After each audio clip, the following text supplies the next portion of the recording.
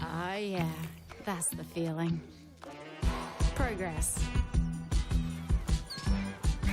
Momentum. Getting somewhere. That's what it feels like when you bank with Newcastle Permanent. With local experts and award-winning customer service. We're here for you, and we're here for good.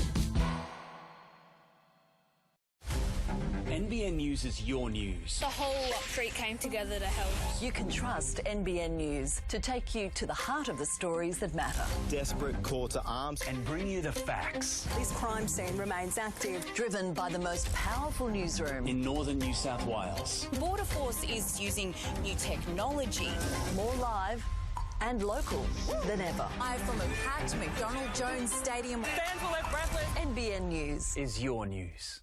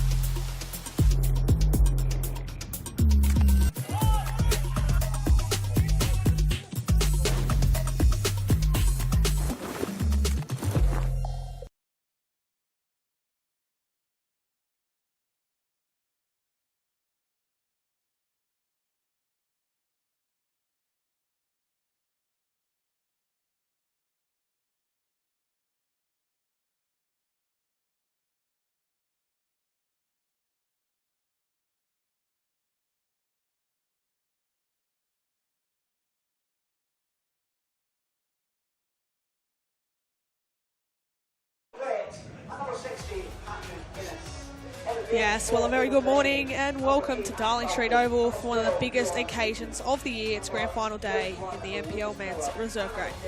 At 11 a.m, it's Maitland FC taking on Cooks Hill United in the 2025 decider, and this one has all the makings of a classic. Over the course of this season, there was almost nothing to split these two clubs.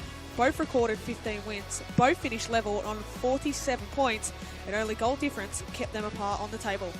That's how fine the margins have been, and now it all comes down to this: 90 minutes, and maybe even more, to decide who will be crowned champions. These two sides met only a few weeks ago in the qualifying final at Jack McLaughlin Oval, with Maitland coming out on top 3-1 in extraordinary circumstances. A game stopped in the 80th minute after a hailstorm rolled through and brought a dramatic end to proceedings. That result will give Maitland confidence, but you can be sure Cooks Hill have been waiting for their chance at redemption ever since, especially considering their form in front of goal as of late. Add it all together, and this stage is perfectly set for a grand final that could go right down to the wire. And just remember, this is only the beginning of a blockbuster day here at Darling Street. Later this afternoon at 2 p.m, the first grade grand final takes centre stage, a mouth-watering clash between Bromino Magic and Lambton Jaffers. Well, my name's Harry Scobie, and alongside me is Edgeworth Eagles captain Andy Powyak. Andy, so little to split between these two sides this season, and that wild qualifying final fresh in the memory. This has all the ingredients for an unforgettable grand final. Yeah, absolutely. I think both teams have worked so hard to get to the grand final, and it's a grand final day is a day that everyone wants to be a part of as a player and as coaching staff. So. Both teams have played each other 3 times throughout the season, both teams winning once against each other in the regular season, and Maitland being the coming up trumps in the qualifying final. So really close on all 3 occasions, and I think that's not going to change today. Certainly won't. We'll talk about that qualifying final in a minute, because I know you were scheduled to play just after that one. But before we get into that, let's go through the team list, because there's been few last-minute changes within the Maitland side. So we'll start with Maitland. Number 4 is Ashwin Gurung.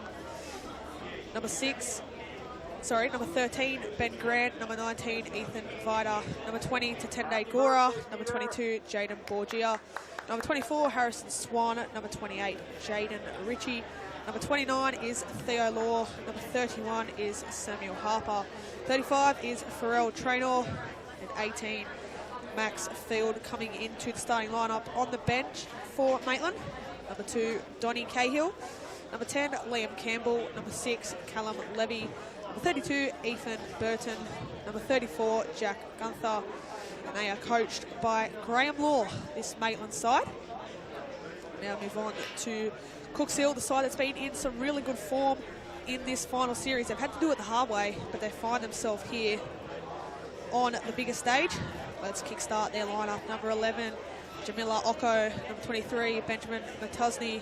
24, Kobe Bailey. Number 25, Hayden Farley. 27, Mitchell Ross. 26, Lewis Sidorovsky. 28 is Luke Valone. 30 is Liam Geegan. 34, Stanley Manning Lurie. 40 is William Brett.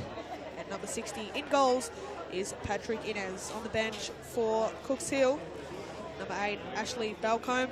12 is Huan Lickley. 31, Lucas Miller. 37, Daniel Seidel. Number 41, Constance Mazingu. So, Andy, perfect weather today. Couldn't ask for anything more, especially from a playing perspective. This weather has absolutely turned it on here at Darling Street. Yeah, it's an absolutely fantastic day here at Darling Street Oval.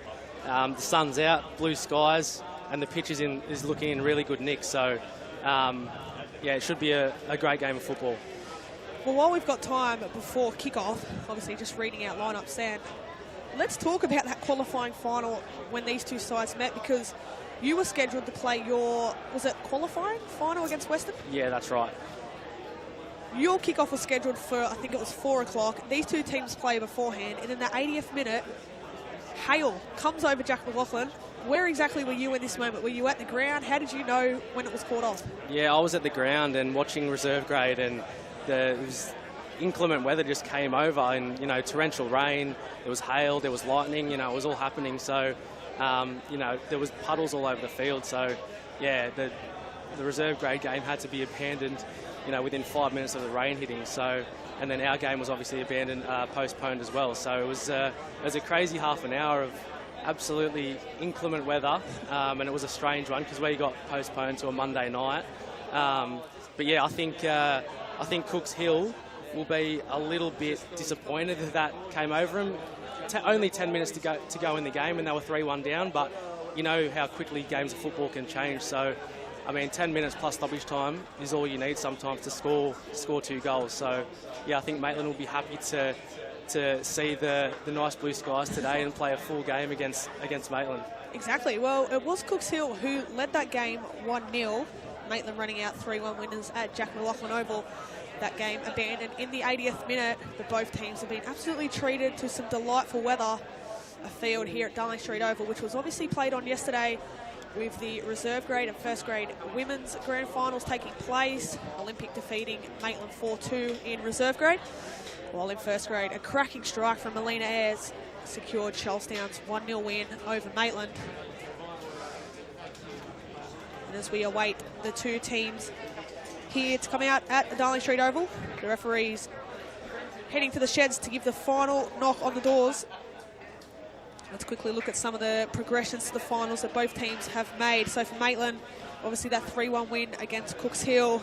They then faced Olympic out at Spears Point, defeating them 2-1 to book their spot in today's final. Cooks Hill, though, after that loss against Maitland, they had to do it the hard way. And geez, haven't they been impressive. A 3-1 win against Broadmeadow Magic and a 3-0 win against Newcastle Olympic. Two sides that on paper were really strong in the competition this season. Cooks Hill, hats off to them for scoring so many goals in this final game.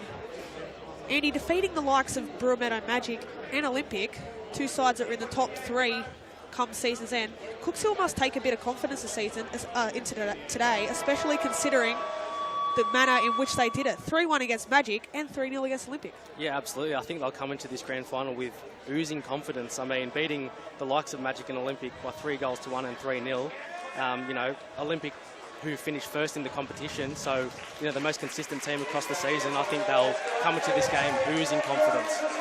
We can listen to the reception here as the two teams make their way onto the field. Maitland FC taking on Cooks Hill. This Cooks Hill side that's got a few first graders or a few reserve grade players who have featured in first grade this season. We know Cooks Hill as a club faced the Newcastle Jets in the round of 16 of the Australia Cup. Huge opportunity for Cooks Hill as well as Maitland.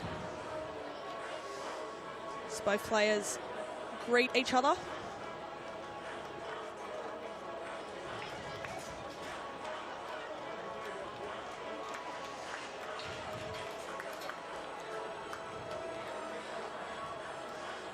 Stage is set here at Darling Street Oval. The crowd is slowly building. Obviously, if you're tuning into this one, the first grade grand final coming your way at 2 p.m. Broadmeadow Magic to take on Lambton Jathers. But for now, it's all about the action here. Both teams going through their final message ahead of kickoff.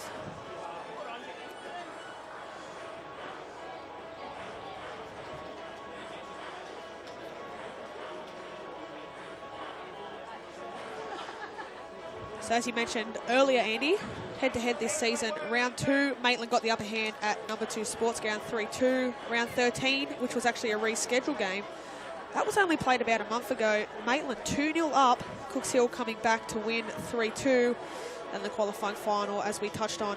So Andy, if any of these last results are anything to go by, we could be in for a high-scoring game here. Yeah, absolutely. I mean, the 2 regular season games ending 3-2, one both in favour of, one in favour of Cooks Hill and one in favour of Maitland.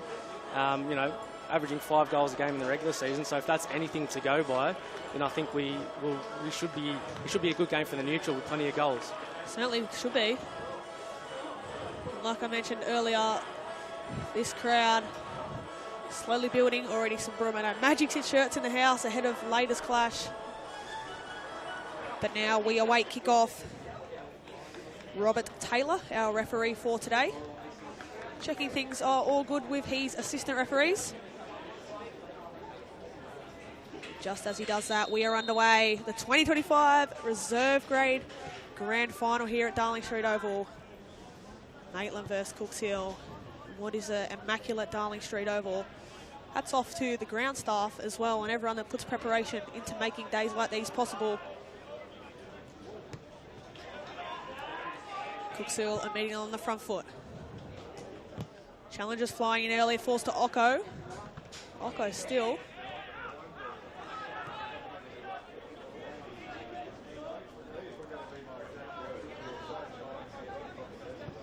Now lofted forward. Shouts for a handball there in front of the Cooks Hill dugout. Play out now through Farley.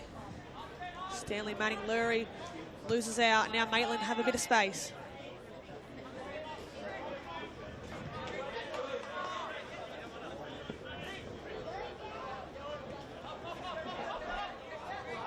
Ritchie. Lovely switch there. Jaden Ritchie.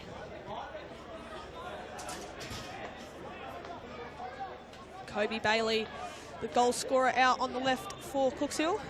That was some finish by him last week. An impressive win last week for Cooks Hill. 3-0 winners over Newcastle Olympic. Sure, Newcastle Olympic would have loved to make today's final, especially considering they would have had the home ground advantage, but not to be. Ocko bombs on forward. The pass searching for Ocko. Bit of a body check there. And our referee, Robert Taylor, gives Maitland a free kick. So we look on the replay here. Ocko just getting in behind, using that physical strength. But Samuel Harper was awarded the free kick. Now the ball in field. Maitland struggling to play out in these early stages. Manning Lurie. Now right wide to Gora. Infield to Garum.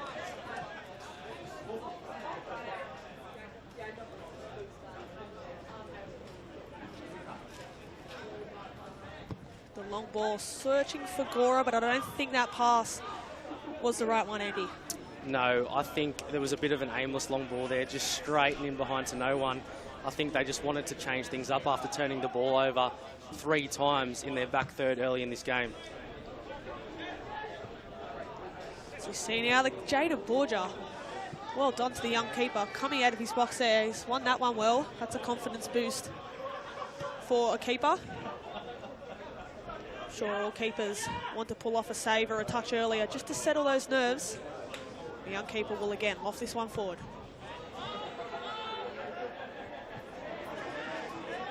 Maitland can break here. They've got the numbers. The ball slipped through. Around the keeper was Jaden Ritchie, and it's a penalty. Patrick Innes commits the foul. Just over 3 minutes gone here at Darling Street, and the pace of Pharrell Traynor. And our referee, Robert Taylor, points to the spot. And it looks like Traynor has immediately grabbed the ball, as we see here on the replay.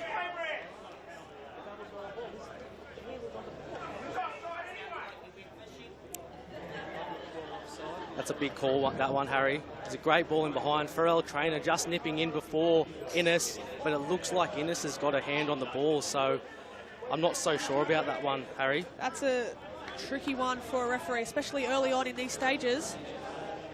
For Roberts Taylor's final decision is a penalty, and Traynor to give Maitland an important lead here in the grand final. It's Traynor to step up. He slots it. Maitland FC lead here in the reserve grade grand final. Pharrell Traynor. Such an important lead, getting that first goal in the grand final, isn't it, Andy? Yeah, absolutely. That'll settle the nerves for Maitland very nicely after a very shaky start. You know, a few turnovers early in their back third. That will really settle their nerves down a lot. Well, he won the penalty, and there was only one thing on his mind. He grabbed the ball straight away. He wanted to take that penalty, and he slotted it with composure. Yeah, Traynor very confident there. As you said, Harry, grabbing the ball straight away and coolly slotting home.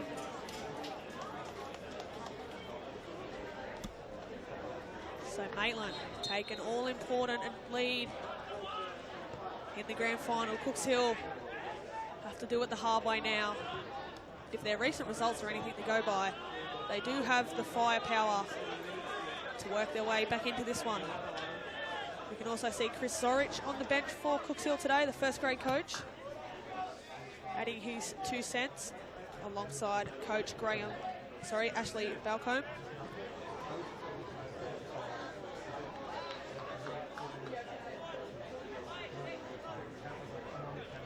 Okay.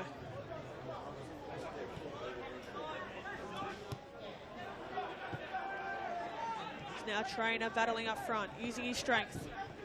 Does well. No foul given by Taylor. Now Cooks Hill.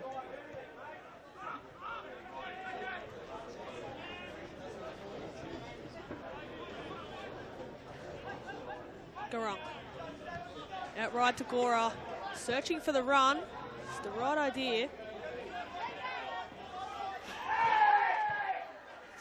Shouts for a free kick from some of the Cooks Hill fans. Gora tackling hard. He's done well there to dispossess Hayden Farley.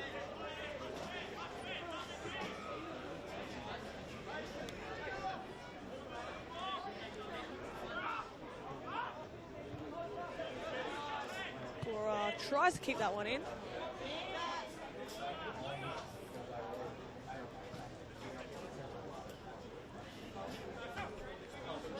And Andy, we spoke about it pre-match, but these sides have produced some thrilling games this season. And I'm just looking now, Maitland have scored 5 goals in this final series, Cooks Hill with 7. And I know we touched on it pre-match, but with that early goal and Cooks Hill fighting to get one back as they might here, the ball to the back stick, intended for Sidorovsky, border at the claim.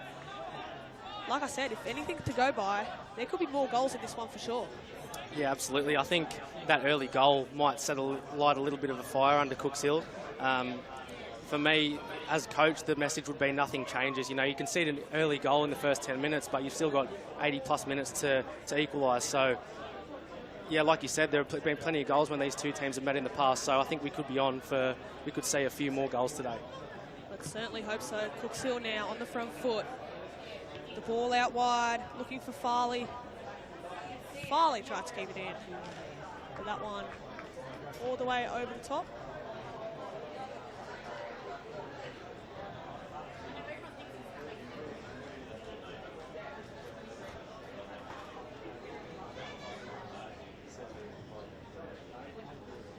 Maitland looking to work their way out from the back. Cooks Hill giving them plenty of space.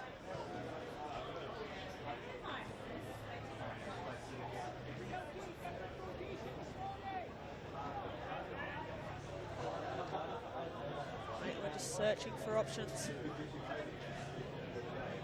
Harper. Looks central. Harrison Swan on the ball now. Out to Gora. He's been busy on Gora. Infield to Gurung. Gurung now back to Gora. Now Gora can go on a run. He's got the run of Trainer. But it's still alive now for Maitland. That's a great challenge from Farley. But it's that man Trainer to reclaim things.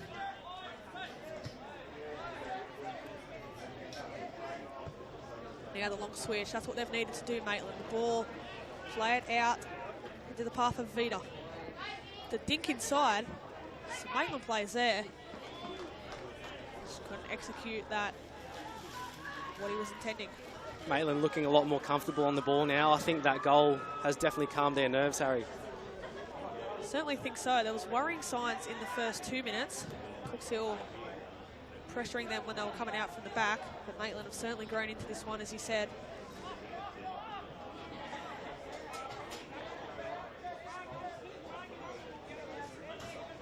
They're not afraid to hold the ball. Oh, this Maitland side under Graham Law.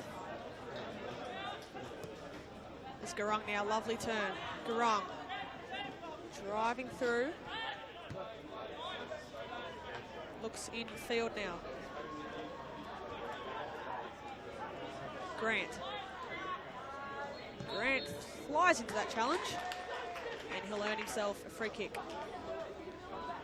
Yeah, Maitland really starting to knock the ball around nicely now. Like you said, you know, under Graham Law, looking to pass the ball around and really run other teams around. And Adam Hughes coming into the first grade fold this season at Maitland, I think he's put his stamp on both grades. It's been a big change for Maitland this season. Whole new branding is now the ball out wide. The right idea. Now Cooks Hill. Feel like that might be the story of these last few minutes. Cooks Hill looking to hit on the break when they do win the ball. Just not holding enough of possession.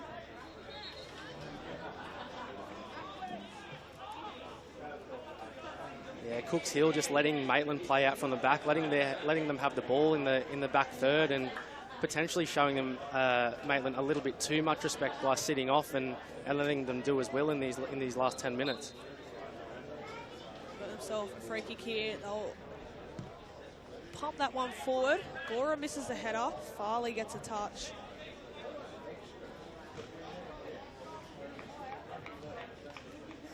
Cooks Hill haven't really quite settled into this game yet. I think that early goal that they conceded has them a little bit rattled. I think so. I think they just need to get their foot on the ball a little bit more, this Cooks Hill side. We know Jamila Oko, 13 goals to his name this season. They'll be looking to inject his speed out here on the right. On the other hand, Maitland, Jaden Ritchie with 9 goals this season. Certainly some sparks for Cooks Hill. Just need to get some of those players into the game. It's now Gora, one-on-one. Battling hard, no free kicks given. It's a great catch there from our photographer, Grant Sproul.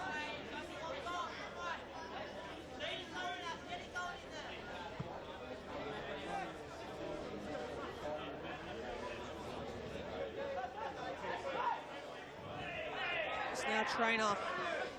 Question mark for a shot, but Gurung will receive the ball.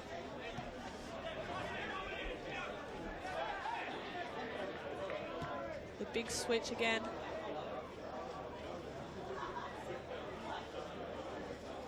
Done well there, Swan. I think he's just dragged Benjamin Matusny to ground there. Will be a throw-in though.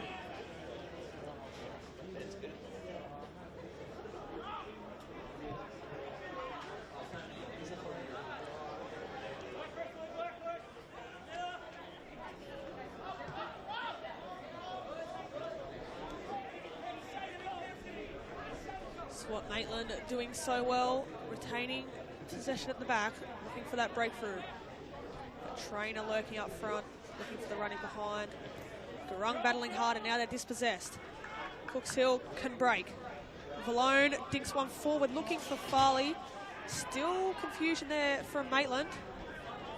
Finally, they do lump it forward. Now Richie up against Matusny. That's a promising ball, looking for Trainer.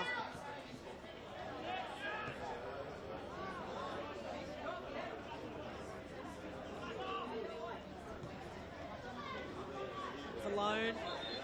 Question marks for shove in the back, and that's what he'll get. That'll relieve a bit of pressure for Cooks Hill. Good hold-up play there from Valone. I think Cooks Hill just need to get their foot on the ball a little bit more and string a few passes together just to relieve that pressure that Maitland are putting on them. Well, Maitland certainly know their job on and off the ball. Not giving Cooks Hill a sniff. So that ball sent onto the far side where the new seating is placed, as we can see on screen. New seating being placed on the far side of Darling Street Oval, as now Stanley Manning-Lurie is trying to wind one up.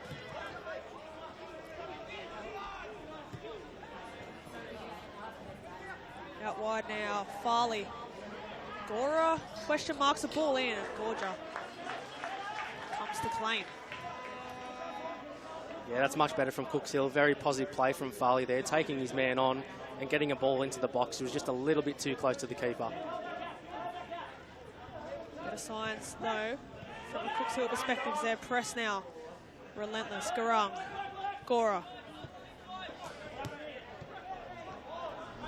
Well worked back from Farley. Gagan working hard, slips one through, looking for Ocko with that final pass. He's just been missing. That's a lovely switch though, but it hits the back there. Max Field cops one to the head. And now the shot deflected, and Cooks Hill will have their first set piece. Bit of friendly fire there from Maitland. Trainer just firing into the head of Max Field there, and now Cooks Hill have a corner kick. Very preventable corner kick from Maitland's perspective, so they'll be disappointed here if they were to concede. Certainly would be, as we can see on the replay there. Max Field knew nothing about that one. Not what he would have expected, being a late change into the starting 11 today, Harry. And like you mentioned, Andy, they could be made to pay here. The corner, deep. Ocko gets his head onto it, off the bar. Is it in? The question marks from the Cooks Hill bench. Nothing given as of yet. Ocko showing his strength in the air, still not cleared. Tell you what, Andy, I'd love to see that one on the replay. Ocko inches away. Yeah, it looked very close. The linesman was in good position to see that, and they've deemed it not to have crossed the line. But I would love to see that again. We'll hold that for now, but a chance scored begging for Cooks Hill. That's as close as they've come yet off that set piece. And it's that man, Ocko, looking to get his 14th of the season if he is to score now. Gurung, the midfield maestro's pass. Not what he was hoping for. Richie now. Manning-Lurie. Ocko now, one-on-one. This is where he loves the play to be. Cleared in the nick of time by Samuel Harper. See on this replay now, the header off the crossbar. This angle will probably show it better. Ooh, I think that's just kept out there, Andy. Yeah, it definitely looks to have been the right call. Hats off to our referee, Robert Taylor, today. The challengers are flying in here. Cooks Hill earned themselves a free kick. We saw it yesterday in some of the women's reserve grade grand final. Free kicks and set pieces proved very dangerous. And in games like this, you don't want to be giving away cheap free kicks and corners. Absolutely not. Any chance you give the opposition to put a delivery into the box can be dangerous for you. So, yeah, Maitland will need to sort out the fouls in and around the box and the cheap corners they've been giving away. Delivery is deep. Well defended, still kept in. Into the air, Manning Lurie. Hanging around there, and Gora thumps it forward. Richie caught in two minds. Gets the flick on now though.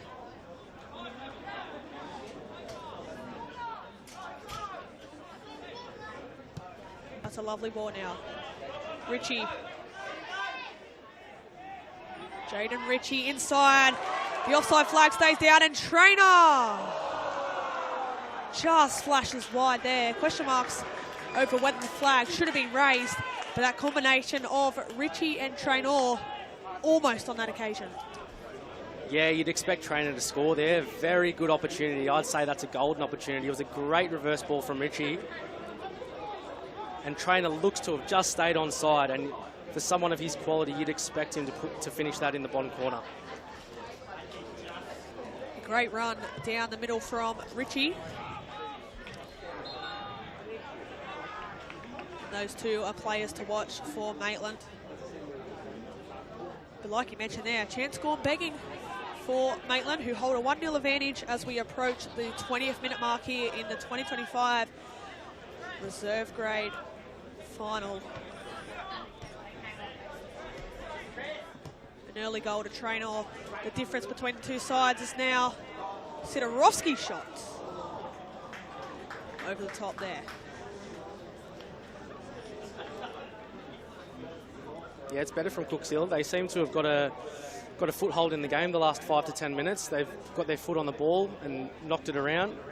They've varied up their options as well, going, as you see, going in behind there and posing a bit more of a threat in behind the Maitland defence and giving them something more to think about.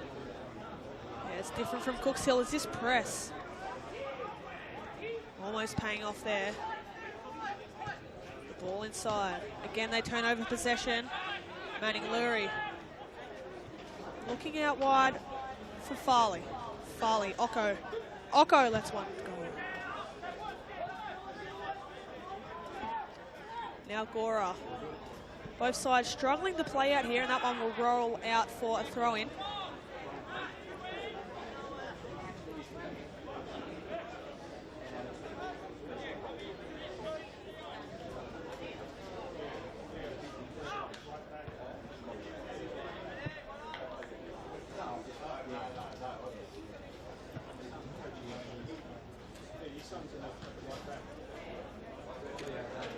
I think what's changed for Cooks Hill has been their willingness to compete and be in the contest and win those second balls and tackles, and it's just gotten them back in the game. Obviously question marks over that first goal, but it's Maitland who lead through this guy. Trainer again throwing himself about. Now Max Field. A late change if you're just joining us for Maitland. Max Field called into the squad for Jerome Abrahams. The fitness test, I understand, took place.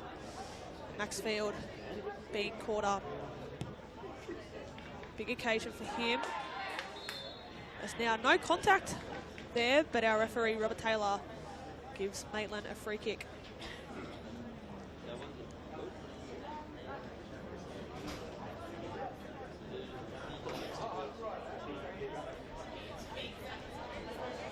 Will be Ben Grant, I believe, to take. Interesting choice for a set piece take at the centre back, but he's got a good left foot on him. Good left foot it is, cleared. In the nick of time, and now Ocko loves to find himself one-on-one at the back. He's got space here. Ocko, lovely turn. Jamila Ocko with some lovely fancy footwork. Slips one through now. Gagan over the top. There was Cooks Hill runners blooding forward, but that pass just didn't hit the mark. Yeah, brilliant turn from Ocko in the middle of the park. But now Maitland, they find themselves in a bit of space. Harrison Swan sends one out wide. Swan gets it back. Ethan Vidder to take this throw.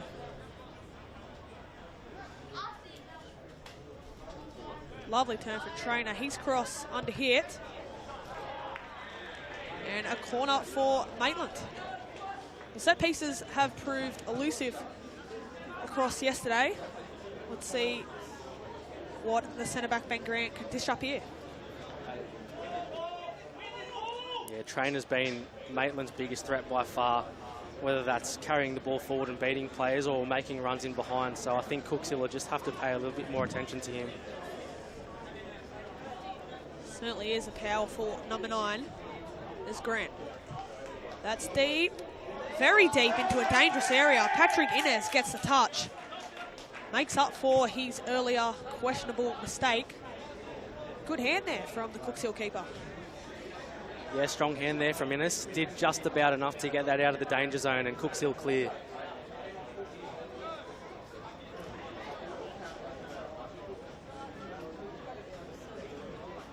So in the replay here, that ball lofted into a very dangerous area.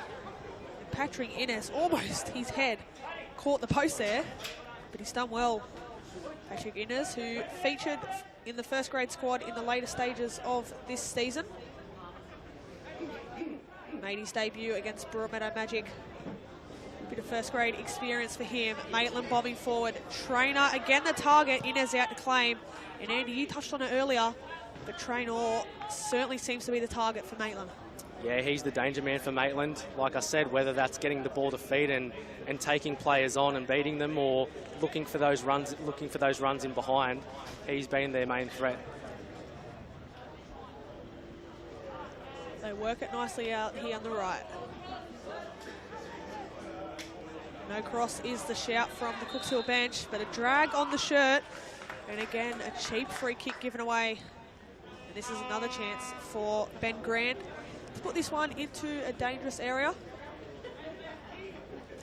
Yeah, like I said, interesting choice of a set-piece taker for Maitland, the centre-back Ben Grant. But like we've seen on a few occasions, he does have a great left foot on him with those switch balls. So it's Grant to take. Into the path of Innes. And Innes immediately looks long. Farley's the target. Farley tries to keep that one in. And again, Cookshill giving away possession, opting for the long ball rather than keeping it at feet. Garung. Back to Grant.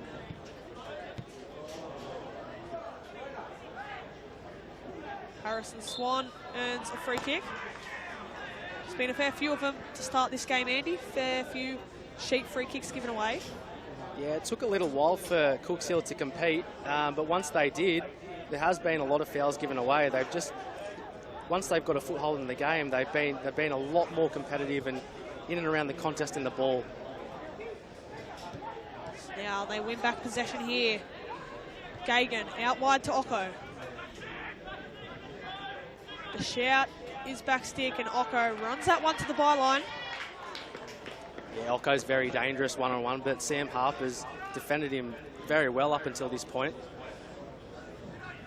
It's going to be a very good battle between those two. Certainly already danger shines from Ocko, but Harper up to the challenge.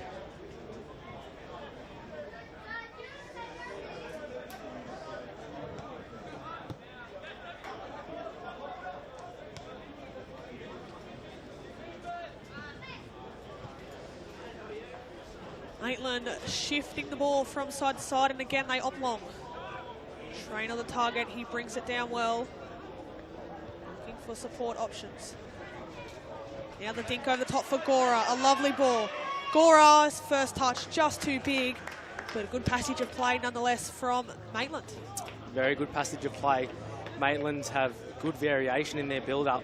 As you can see here, going long, and Trainer holding the ball up really well, and that ball in behind, a peach for Gora, but his first touch just too heavy.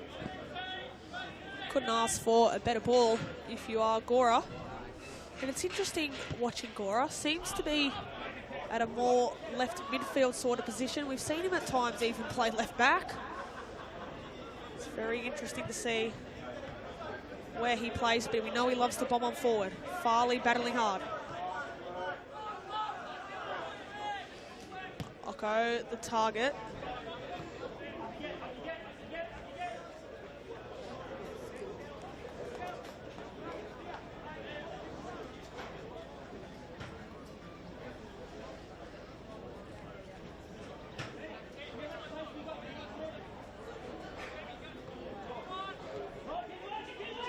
Garung into Trainer.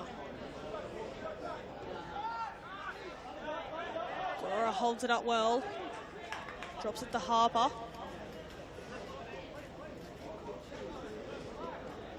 And Cookshill just stepping off a little bit, allowing Maitland to play through. Lovely first touch and switch. That is incredible from Traynor. And now Maitland can commit numbers forward. The run finds Richie. Jaden Richie. Inside to Swan. Swan decides to reset.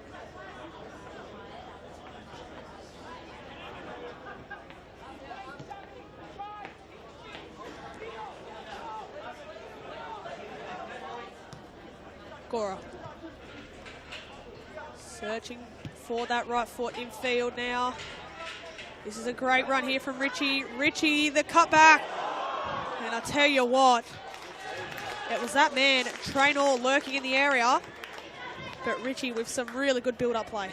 Yeah, Richie with fantastic quick feet in the box, and Cooks Hill players did not want to make a challenge, didn't want to risk giving away another penalty there, and it was a fantastic flashed low hard ball across the 6-yard box in which it caused a lot of chaos amongst the Cooks Hill defence, but luckily for them it just fell to one of their defenders to clear.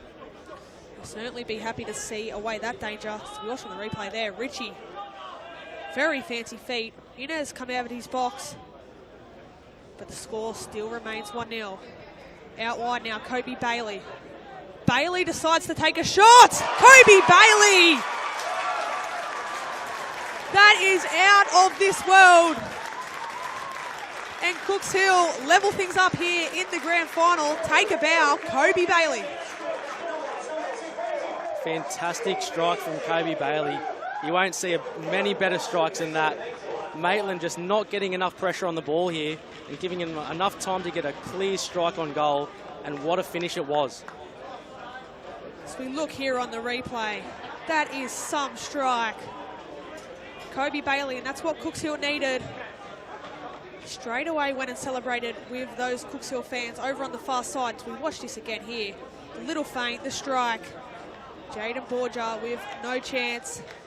And Cooks Hill, they needed a moment of magic, and they've got it. 1-1 here. And things are well and truly back. The game on our hands here.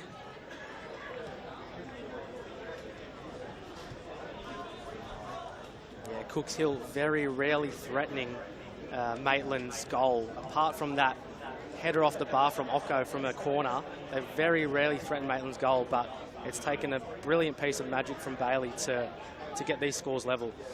That's 2 goals in 2 games for him as Maitland now. Richie, things are opening up here at Darling Street. Richie, still Richie. And out for a throw-in. Kobe Bailey, 8th goal of the season. Got the opener last week for Cooks Hill against Newcastle Olympic with a stunning right-footed strike. But I don't think anything beats that strike. Incredible from Cooks Hill's number 24.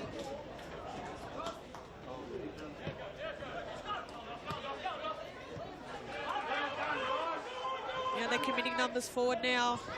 Crucial intervention there by Samuel Harper. And all of a sudden, it's been a game based off passages of play and moments. And Cooks Hill just slowly after that goal growing back into this one, Andy. Yeah, it was a slow start from Cooks Hill, but once they've got a foothold in the game, it's become a much more even game of football. And then Kobe Bailey just picking the ball up in Maitland's half and striking the ball so cleanly. Swan now looks for the run of Traynor. He does place it over the top, but the offside flag is raised. Tell you what, he runs in behind Pharrell Traynor have been so dangerous early on, Andy. Yeah, he's been very elusive for the Cooks Hill defence. I'm not sure the centre-backs know whether to follow him in, because he can drop deep and link up play and hold the ball up, and he can also run in behind. So I think he's giving the Cooks Hill centre-backs all kinds of problems. He's probably should have another goal to his name. There's now confusion there. Harper and Borgia caught in 2 minds.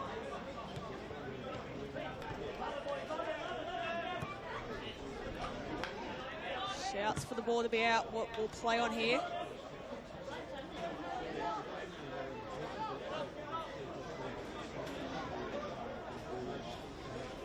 Yeah, it's a battle to keep an eye on, isn't it? Mitchell Ross up against Pharrell Traynor. And like you mentioned, Andy, wouldn't want to be Mitchell Ross because you never know whether Traynor's going to make the run in behind or get a defeat. Either way, whatever happens, he is very dangerous. Yeah, he's been Maitland's biggest threat by far, and I'm not sure Cooks Hill's centre backs and midfielders are communicating all that well because he's finding space in between the lines. No foul on Swan, and now Manning Lurie. Inside now, Farley.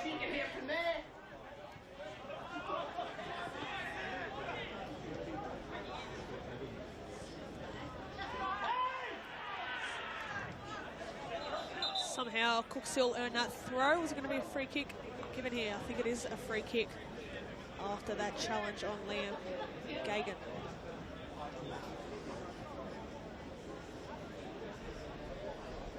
Just a late clip by Harrison Swan. Not too much in it.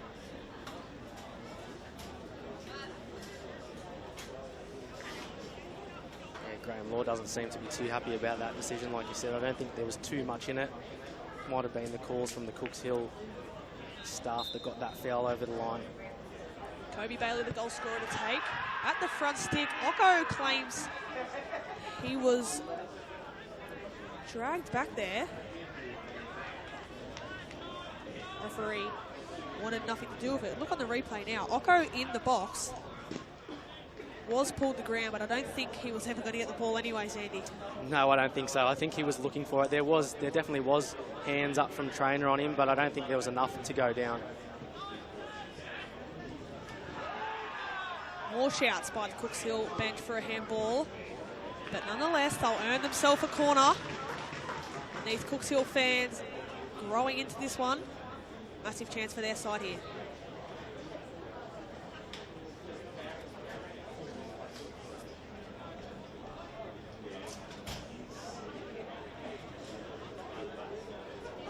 Might be a bit of concern for Maitland here with the last corner Cooks Hill being put into a really good area with Ocko heading off the bar, so they need to be a little bit more accountable at this set piece. Exactly right, Andy. They need to watch the runners of the tall timber of Cooks Hill. The delivery in the mix, again not cleared. Traynor earns himself a foul. But like you mentioned again, Andy, dangerous from set pieces they have been, Cooks Hill. Yeah, fantastic delivery again there from Kobe Bailey, causing a lot of chaos amongst the Maitland defence, but relieving a lot of pressure for Maitland there with a foul.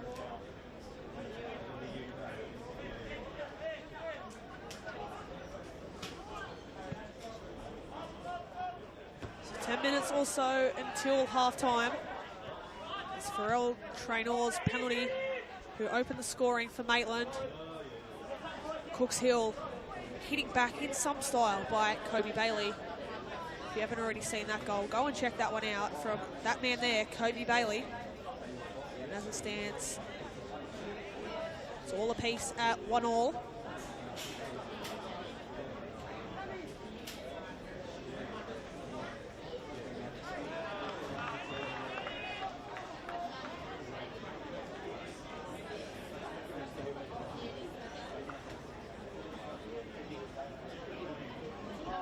A long throw to be utilised. Flick on. Cleared now. Feels like a while since Maitland have had the ball up this end. But Traynor battling hard.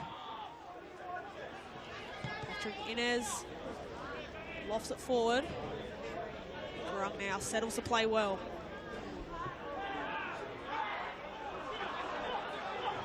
More shouts for a free kick. But now they play on here. Cooks Hill, question marks over a challenge there. Hayden Farley back to his feet though, no complaints from him. And you can usually tell when a player gets back to his feet that they know there's not much in it, but if it was the other way around, might have been a few question marks there for the referee. Yeah, for sure. The ref letting a lot go in this game. Potential foul from both sides in that last passage of play, but just deciding to let it go and let the game flow. Ocko now. Jamila Oko searching for the run. Again cut out. Trainer, lovely little touch. Trainer. Now Richie. No foul on Richie, and play will resume now. William Brett out wide to Farley. Farley assessing his option, dangerous ball. Ball in, the header! Oh, just over the bar there. Kobe Bailey searching for a double. And I think you can hear by that crowd reaction, that's a lot better from Ashley Balcom's side. Yeah, really positive play from Cooks Hill, getting the ball into the box. As a fantastic ball hung up at the back stick and headed just over the bar from Kobe Bailey. Cooks Hill certainly having more chances than they did in the opening stages. Maitland just getting into the battle now. I'm sure one of these sides would love to take a precious advantage heading into halftime. 1-1 as it stands. Certainly been chances aplenty for both sides now. Farley, he's been heavily involved. Hayden Farley, 1-on-1. Still Farley. This is a lovely run. Hayden Farley cuts it back. Manning Lurie with the cross.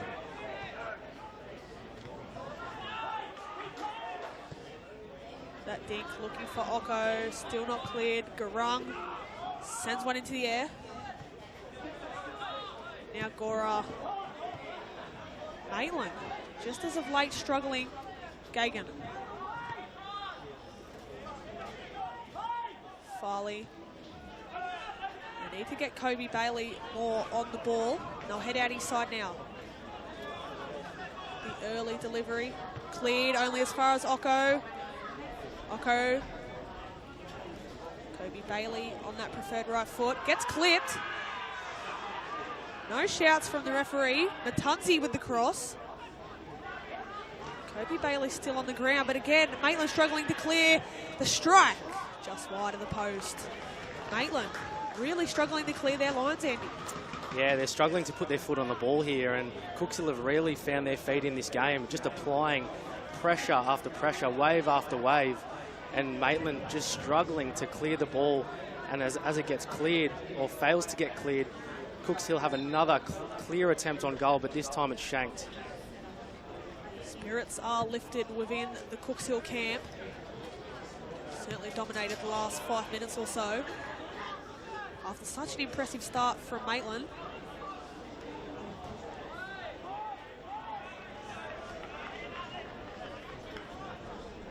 This one may come down to the last 45 minutes, plus maybe more, to decide this grand final. Just a reminder, if you are just tuning in, we will be going to extra time if this game does end a draw. I believe it's 10 minutes each way, followed by penalties. I'm sure penalties have been practiced within both playing groups, Andy. Without a doubt. I know this final series, myself, we practice penalties every week going into every game, and likewise last season, every week of the final series and leading into the grand final, penalties were a must. It's one of the worst ways to lose a football game. If you can't get it done in the 90 or the 120, penalties will come into it. Bailey. His little dink. Jada Borgia out to claim. Gives a little shove as well into the back of Luke Falone.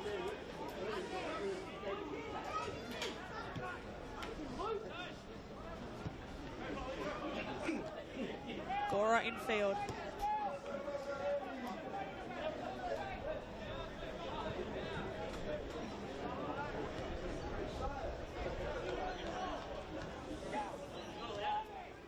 Ben Grant. Now with Harper. Garung, he's been busy early on. Now Richie can turn. He's got space in front of him in the run out wide. The ball does find its way out wide now.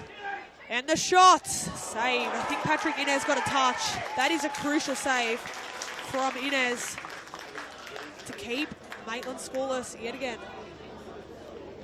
Yeah, really good play from Richie there, finding space in between the lines and just driving forward with the ball, then playing a perfectly weighted pass into the path of Vida. but a good save from Innes to deny it. Was Vidal looking for that near post. Innes alert to the situation though. But Maitland, yet again with another set piece. Again, another teasing ball, the header. Harrison Swan found himself unmarked at the back stick. And I'm sure he'd love to have that one over again, Andy. Yeah, fantastic opportunity. A free header at the back post. And as you can see, he's just, on this replay, he's just directed it wide of the far post. And if you'd expect him to hit the target there. And if he does hit the target, you'd expect him to score. So he'd be very disappointed with that.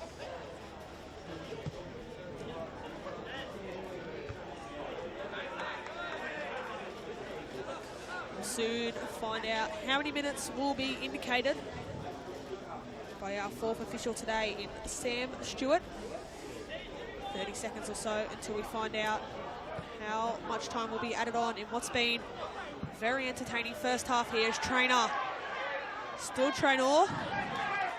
Well done in the captain there, William Brett. And now the offside flag is given against Lewis Sidorowski.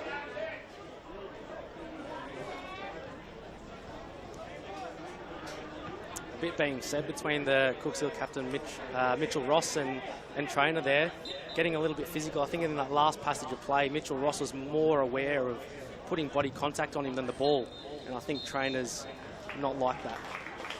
Well, that draws a close to half-time here in the 2025 reserve grade men's grand final. It's all square at the break. 1-1 here at Darling Street Oval. No surprise really, these two finished the season locked up on 47 points with identical records of 15 wins apiece, and you can see exactly why today, neither side giving each other an inch.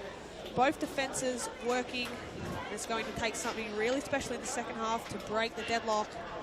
It's tense, it's tight, it's grand final football at its very best.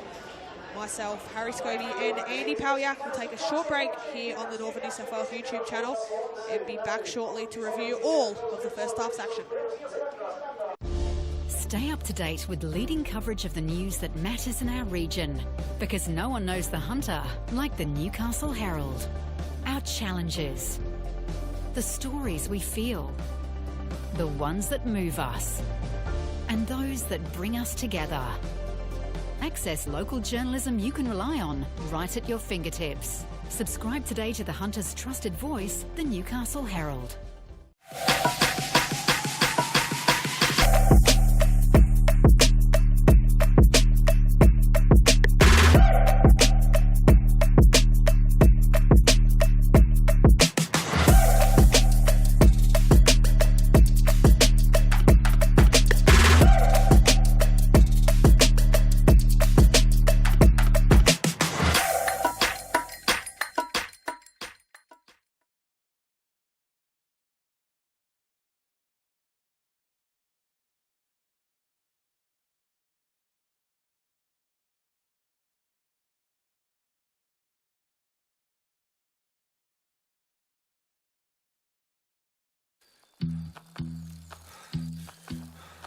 Oh yeah, that's the feeling.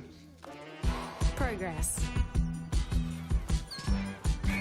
Momentum. Getting somewhere. That's what it feels like when you bank with Newcastle Permanent. With local experts and award-winning customer service. We're here for you, and we're here for good. NBN News is your news. The whole street came together to help. You can trust NBN News to take you to the heart of the stories that matter. Desperate call to arms. And bring you the facts. This crime scene remains active. Driven by the most powerful newsroom In northern New South Wales. Border Force is using new technology. more live and local than ever. Live from a packed McDonald Jones Stadium. Fans were left breathless. NBN News. Is your news.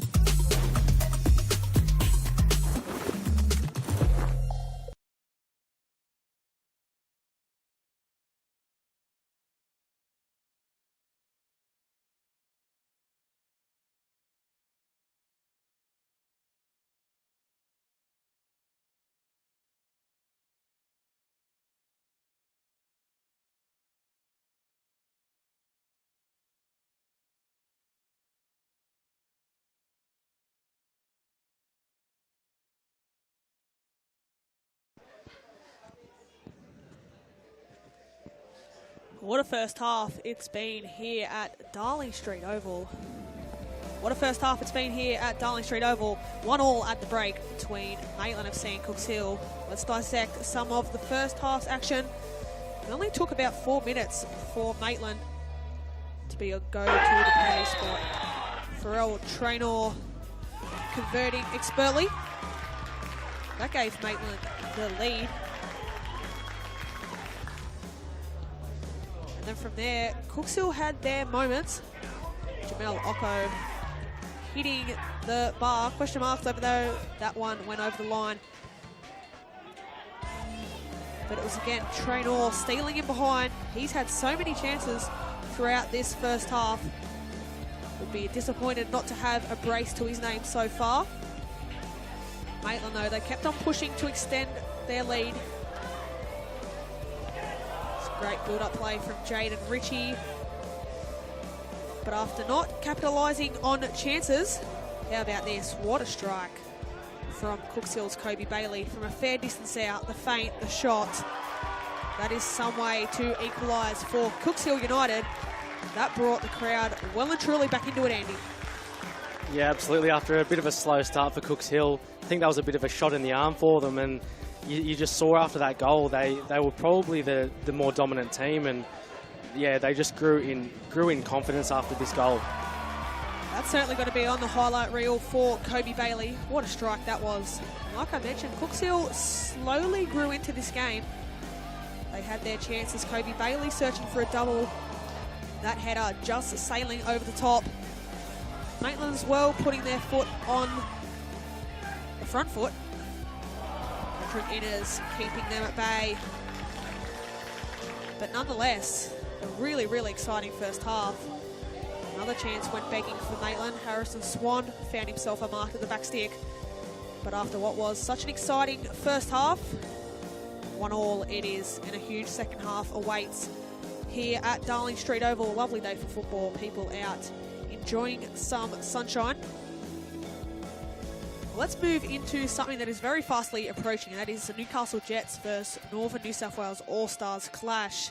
Newcastle Jets obviously booking their ticket into the Australia Cup final against the best of the best from Northern New South Wales. The women's match at 3 p.m, followed by the men's at 5. And then following this one at 2 p.m, Lambton Jaffers hosting Brewer-Meadow Magic. The Jaffers undefeated in 9 take on a Magic side who have got Australian Championship football in their sights. That one kicks off at 2 here on the Northern New South Wales YouTube channel. So much football coming your way. And from myself and Andy Palyak, will take a short break and join you for what is sure to be an exciting second half here in the 2025 Reserve Grade Grand Final. Stay up to date with leading coverage of the news that matters in our region, because no one knows the Hunter like the Newcastle Herald. Our challenges, the stories we feel, the ones that move us, and those that bring us together. Access local journalism you can rely on right at your fingertips. Subscribe today to the Hunter's trusted voice, the Newcastle Herald.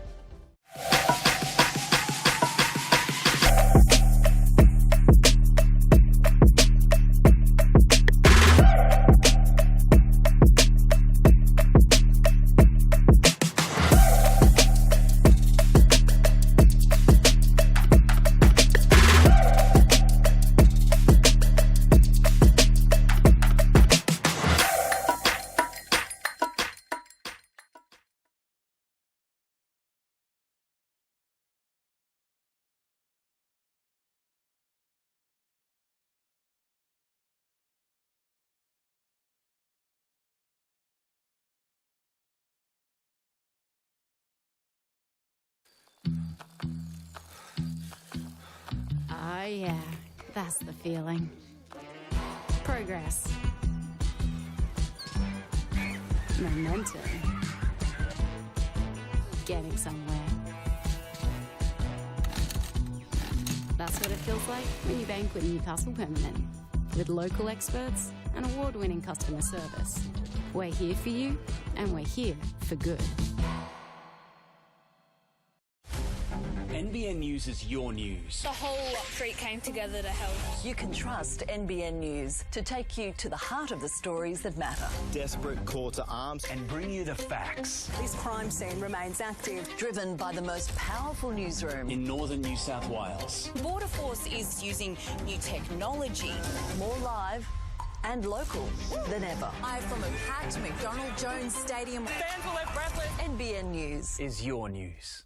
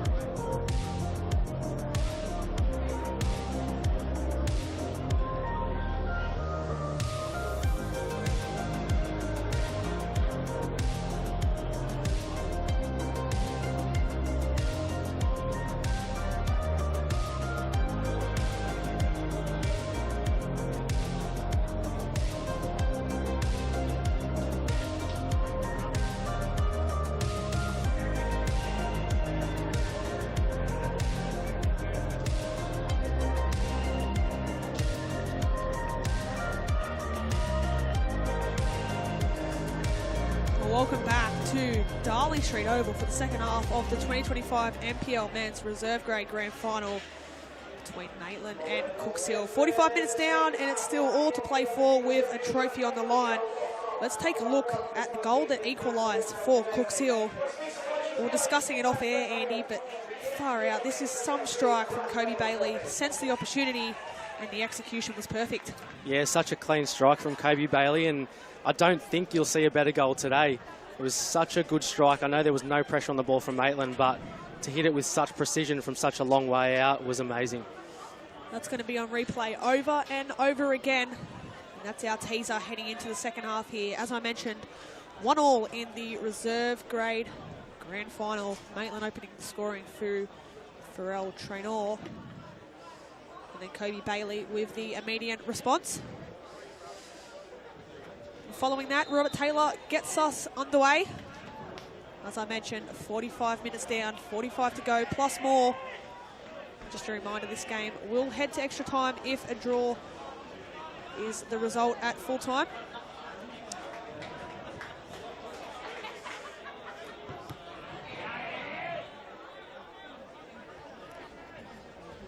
Gurung now into the path. Max Field driving through. He slips one through, but the offside flag is given and Patrick Inez can claim.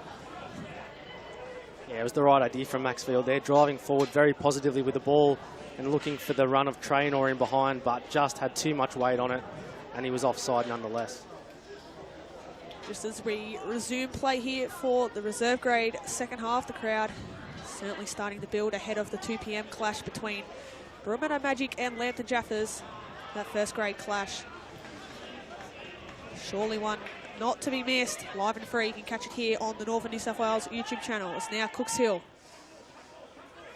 Out wide here, Matusny Drives into space and sends out the goal scorer, Bailey. Kobe Bailey into the box. That's a crucial intervention there by Vida. And Cooks Hill starting this second half on the front foot. Yeah, Cooks Hill starting the half very positively. Once again, it's that bright spark for Cooks Hill and Kobe Bailey, and it was a very good recovering defending from Vida. Kobe Bailey's been the spark so far. He will stand over this corner. Love to have that back again. To the front stick, confusion. Borgia, the keeper, calling for it. Still not cleared. Cooks Hill lurking in the area. Now Traynor using his strength and earns himself a much needed throw. Yeah, a lot of confusion there from the corner. Maitland, a bit of miscommunication between goalkeeper and defender, and they were very lucky to clear. Most certainly were. Cooks Hill starting the more positive of the two sides. Now out wide, Gora. Garung has been busy.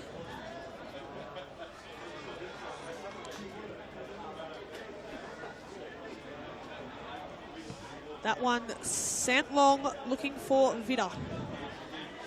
Vida now cuts inside. He's ball to the front stick and cleared away in the nick of time by William Brett. Yeah, it was good covering there for defending there from William Brett. Great switch of play from Sam Harper, and not a bad low delivery into the box from Vida, but once again it was one well defended. Now Max Field, the late inclusion to this one, Max Field. As of this morning, he was on the bench just minutes from kickoff.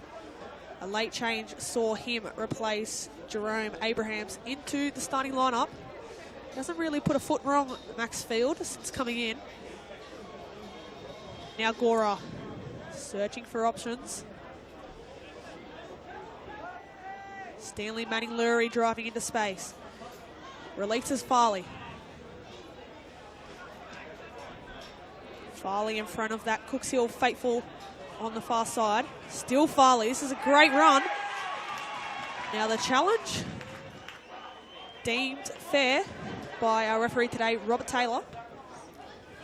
As now Traynor gets inside and then gives William Brett a shove on the way through. Brett goes to ground, but again, an example of Traynor using his strength there, Handy. Yeah, I thought, to be honest, Harry, I thought that was a little bit of a late hit there from Traynor. The ball got cleared over the sideline, and then there was a bit of a late contact from him. So I think Cooks Hill will be a little bit hard done by not to receive a foul there. But as we've seen, this ref has let a lot go today, and if nothing, he's been consistent. So yeah, I think both teams just have to continue to expect these sorts of incidents to be let go. You're certainly right, Andy. It was late, wasn't it, as we just saw play back on the replay. William Brett just getting back to his feet now. He's been solid at the back today for Cooks Hill. Back to his feet. We'll have another look on this replay. It is late from Traynor. On first glance, it didn't look too bad from me, but obviously the replays show a different perspective. Power of technology, being able to see replays like that, Andy. Yeah, I think it took a bit of wind out of William Brett, but good to see him back on his feet. Lovely ball from Manning-Lurie. Releases Kobe Bailey. He stink. Occo's in the area. Still not cleared the shot. Now Hayden Farley. Still Farley, and that's a great save from Borgia. The shot comes in. Manning-Lurie on his preferred right foot. That one had some power behind it, but just wide of the mark. Yeah, it was a great ball in behind, and then Max Bailey just hangs a high ball up into the box, and the clearance, the block from Maitland just falls kindly to Manning-Lurie, who very ambitiously attempts the volley, but it was a decent attempt. Both teams with early chances in the opening 5 minutes of this second half.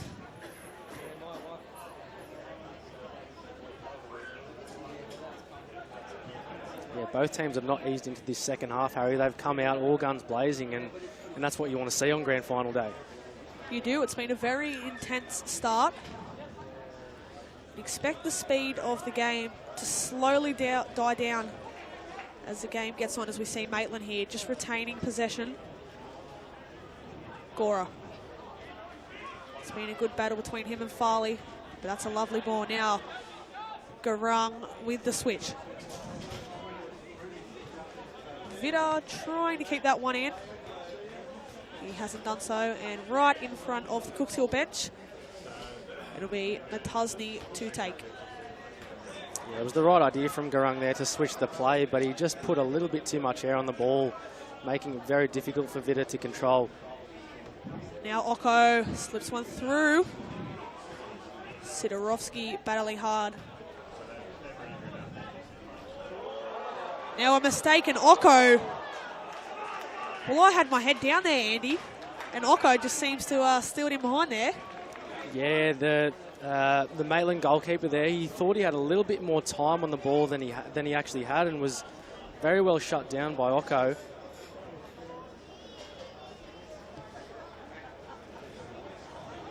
Caught in two minds there, Jaden Borgia. That's the last man you want coming to pressure you in Jamila Oko. Now Manning Lurie. Forward, Oko will find it. Sidorovsky sends one through to Farley. Farley shots over the bar. But their final third play's been quite promising to start this second half, Andy. Yeah, Cooks Hill have pressed really hard from the start, and they're putting Maitland under all sorts of pressure, whether that's retaining the ball and just looking to build up play, or just pressuring Maitland into mistakes, as we saw with Borgia there. Now Richie's got the overlapping run of Traynor.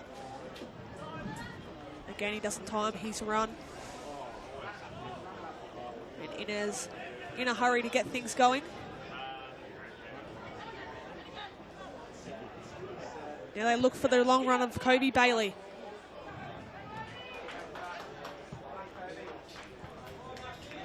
Matusny across to take.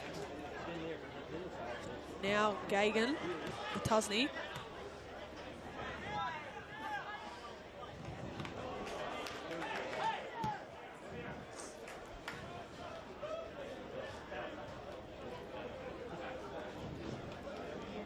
Bit of feeling there between Theo Law and Manning Lurie, Harry. Certainly has been. It's been a really good battle down this right-hand side. So many good matchups across the whole of the park. Richie now, right idea to try and find Traynor, but again Inez across to claim.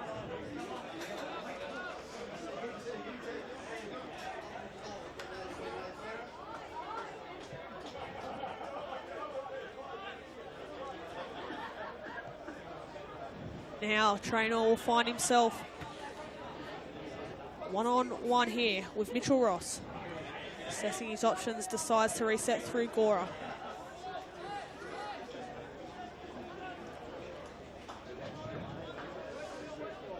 Out wide now, Theo Law. Great dummy by Law. Law inside.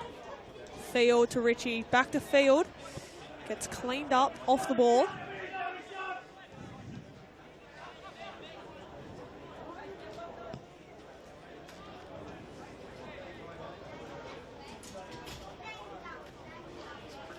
Now Gora working it well. The dink. Richie's there. Strong collision, but Traynor, it's still alive. And Cooks Hill finally see out the danger. And they've got numbers here, do Cooks Hill. Manning Lurie looking for options. Uses that man Farley, but again, that pass under hit. And this game slowly coming end to end. And Garung plays an intelligent ball out here into the path of Vida.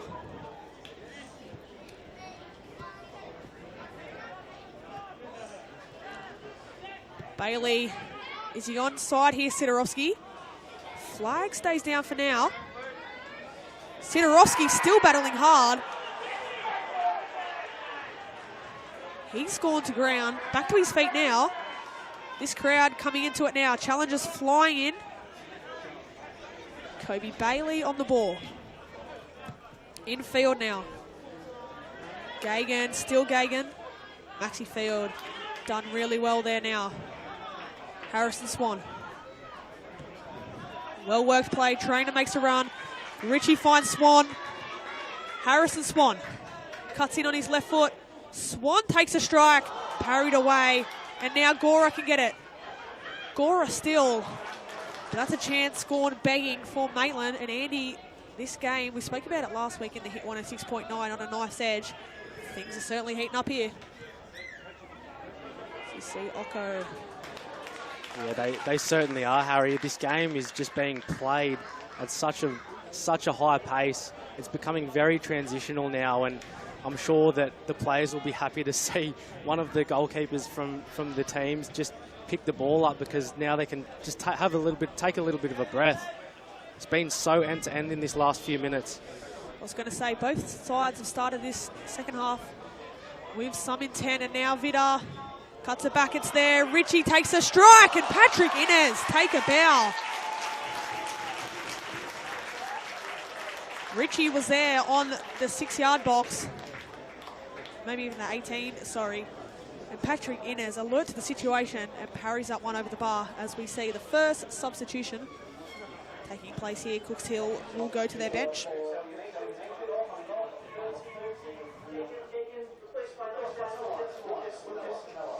So Liam Gagan departing the field. Lucas Miller straight on.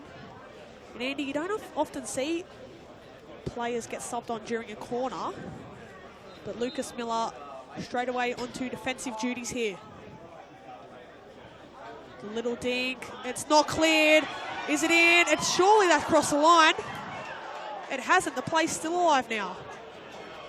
Ben Grant stick to the back stick. The attempted bicycle kick by Traynor. Wow, take a breath.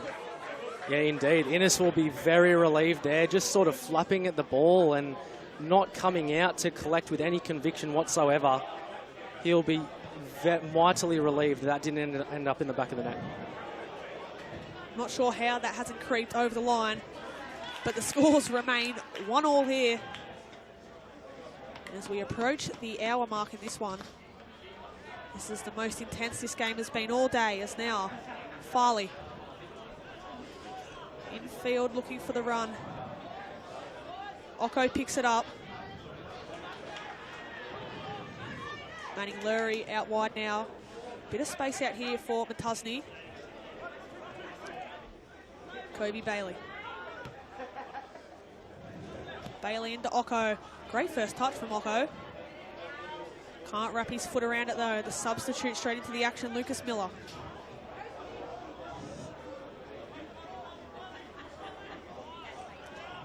Farley could hit this one. That's exactly what he does. Just not enough conviction and power behind that one. Yeah, this game shows no signs of slowing down, Harry. I think as we see, look on the replay there, Innes just coming out to punch, but really flapping at thin air.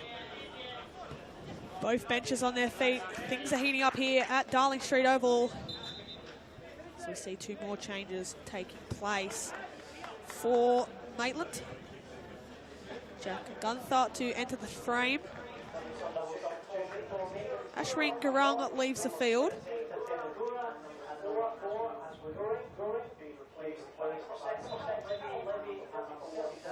Callum Levy as well.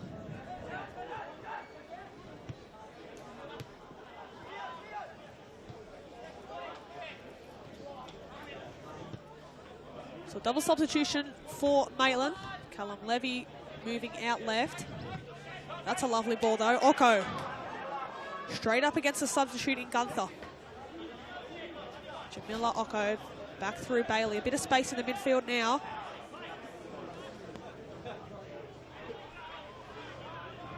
Out wide now, Farley. It's been dangerous all day. Can't beat his opponent in Levy. That's positive from the substitute. Callum Levy continuing his run, but again, Stanley Manning Lurie.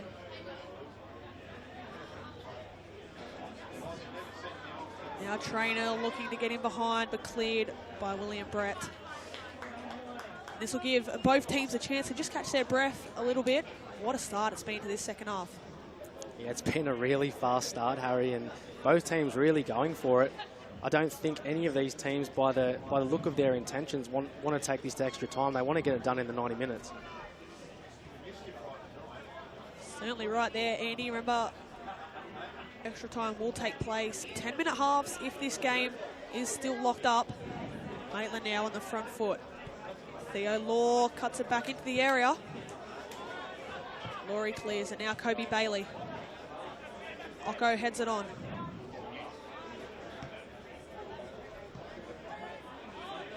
Substitute Lucas Miller there. Again lofted forward. Anywhere will do for Cooks Hill.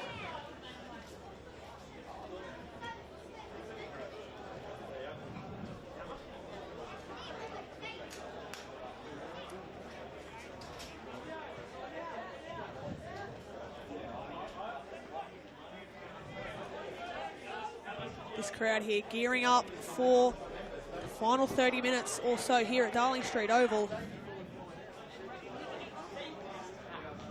What a turnout it has been across yesterday and to start today. Spectacular day for football. Couldn't get any better than this.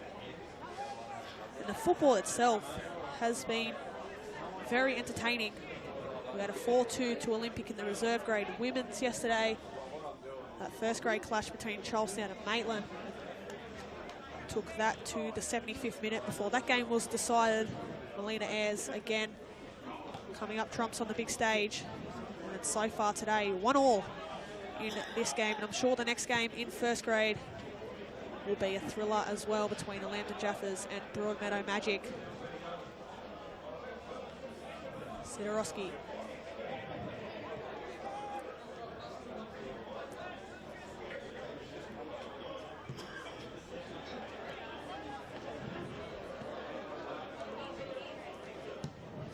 Thumped forward by William Brett. Right over to his adoring public in the Cooks Hill fans. All in the black and white today. In their blue strip today though, Andy. Quite nice. Yeah, it's a nice strip. You know, different from their traditional black and white, but obviously Maitland are black and white in the home team today. So yeah, got to be in their away strip today, but yeah, it is a nice strip. Yeah, the game just coming into a bit of a lull now, Harry, after such a fast start in the opening 15 minutes or 15, 20 minutes. I think both teams are just getting a little bit of a breather.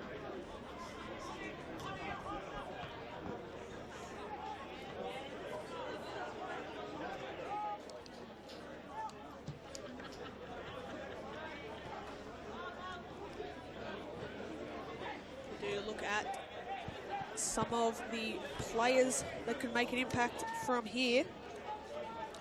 Jaden Ritchie, no goals to his name today, but 9 to his name this season. And then Cooks Hill, you'd be looking at someone like a Kobe Bailey or a Jamila Ocko if Cooks Hill were to grab the lead. Ocko been a little bit quiet in this game in terms of chances, but he only needs a couple of moments and a sniff. We already saw in the first half his header rattling the crossbar. They'll be looking to inject those two a little bit more than obviously from a Maitland perspective. Farrell Traynor still lurking up top. Callum Levy showed positive signs since coming on. Jaden Ritchie in the middle of the park, that X factor. Like you said, Harry Ocko, a very dangerous player. He hasn't been massively involved over the course of the game, but he has had his moments, and like you say, he only needs one moment to get on the score sheet. Traynor with the switch. Now out wide through Vida. Vida slips one through. Harrison Swan into the box. Still Swan. The comeback still kept in for now. That dink in, cleared. Manning Lurie now, right place at the right time, and he'll drive forward. Ocko now. This is where he loves the ball. Sends one out. Kobe Bailey to keep this one in. It's a foot race between him and the substitute. And the substitute, Jack Gunther, goes to ground, and our referee, Robert Taylor, gives that a free kick as we watch here on the replay.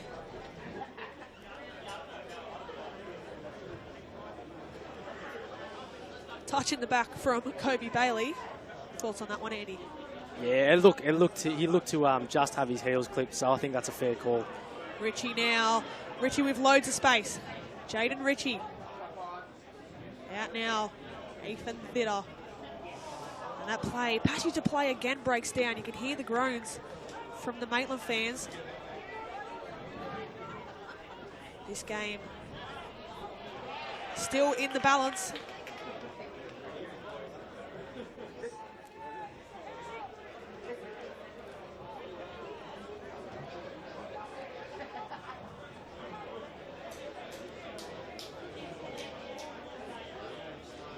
I think, as we touched on earlier, with the substitutes, with a few substitutes already being made, Harry, I think they're going to have a big part to play in this game as the game wears on, and it's quite a warm day. I think players will start to fatigue as well.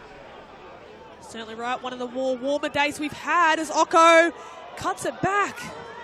He's done really well there, Jamila Ocko, to even get a touch on that one. And that cut back only as far as a Maitland defender. Yeah, Ocko did fantastically well to get in behind the Maitland defence there and even just keep it in play, but he's managed to cut the ball back into a dangerous area too.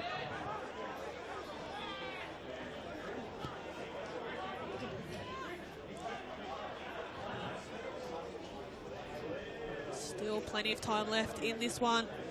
If you're just joining us, 1-1 here in the reserve grade men's grand final between Maitland FC and Cooks Hill. Pharrell Trainer opening scoring from the spot. And then Kobe Bailey. What a response from him. A rocket from about 25 to 30 metres out. That's the difference between the two sides as we speak. 1-1 in this one. We're all set for a grandstand finish here at Darling Street Oval. Ocko. Kobe Bailey now opts for the quick throw. Luke Valone. No one in the area for Cooks Hill. Yeah, Valone didn't have much support there. It was a good quick throw in, but I think he just had to get his head up and realise there was none of his teammates supporting him in the box, so he just had to hold it up there. Yeah, just needed to hold up the play, allow his players to get up with him. Bit of a waste there from Cooks Hill as now the shove. Theo Law releases Traynor. William Brett down to his feet quick. Traynor still lurking. Pharrell Traynor gives it back to Swan. Maxi Field shouts from the crowd to shoot, but he sends one out to Levy. Callum Levy, the substitute. Still going Levy. He's done well to earn his side a corner. And set pieces that have proved dangerous for both sides in this game. We've seen lots of players get their head on corners, just not able to turn it goal bound, but a great opportunity here for Maitland, Andy. Yeah, definitely. It's been, like you said, it's been set pieces and corners have been a big threat for both sides today. It's caused a lot of havoc. We've seen Ocko hit the bar from a corner and Innes flap at thin air from a corner and just getting the ball clear. So good delivery into the box and anything can happen. Delivery in the mix. Cleared well by Cooks Hill. Only as far as another corner though. Yeah, much more assured hand from Innes there, making sure that he got a strong fist on the ball this time.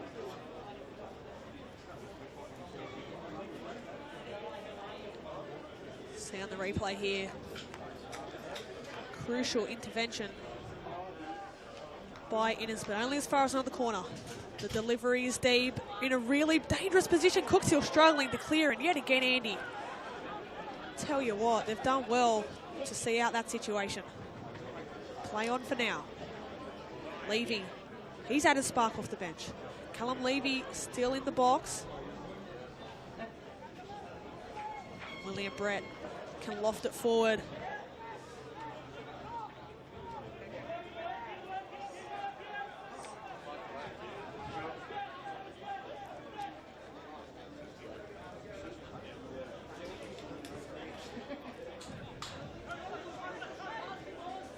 Patrick Innes will be mightily relieved once again that that ball did not nestle in at the back post. You can clearly see that it's a tactic from Maitland to just put the ball on top of his head from corners, because he has not looked very assured from corners whatsoever today. Certainly right. As we touched on earlier in the pre-game, both sides with one win apiece in the regular season. Maitland getting the edge, 3-1 in the qualifying final. That just shows how tight this game has been between these two sides as Richie into the box. Richie just played to the front stick. But like I mentioned there, Andy, Inez again, you touched on it, getting an oh so important touch. Cooks Hill able to clear now. Time is ticking. These two sides who have been neck and neck all season. This game is bound for extra time as it stands. Traynor. Vida lofts one forward, searching for the run of Traynor. He's been busy all day. Farrell Traynor shouts for a high foot. And that's what our referee, Robert Taylor, will indicate. Yeah, we haven't seen as much of Traynor in this second half, have we, Harry? He's been very well marshalled by this Cooks Hill defence, and I think that might have been a message from their coach, just to match his physicality and make sure that he doesn't bully them. Well, we do have a substitute here. I believe Luke Valone will depart the field. Constant Mzingu to take his spot.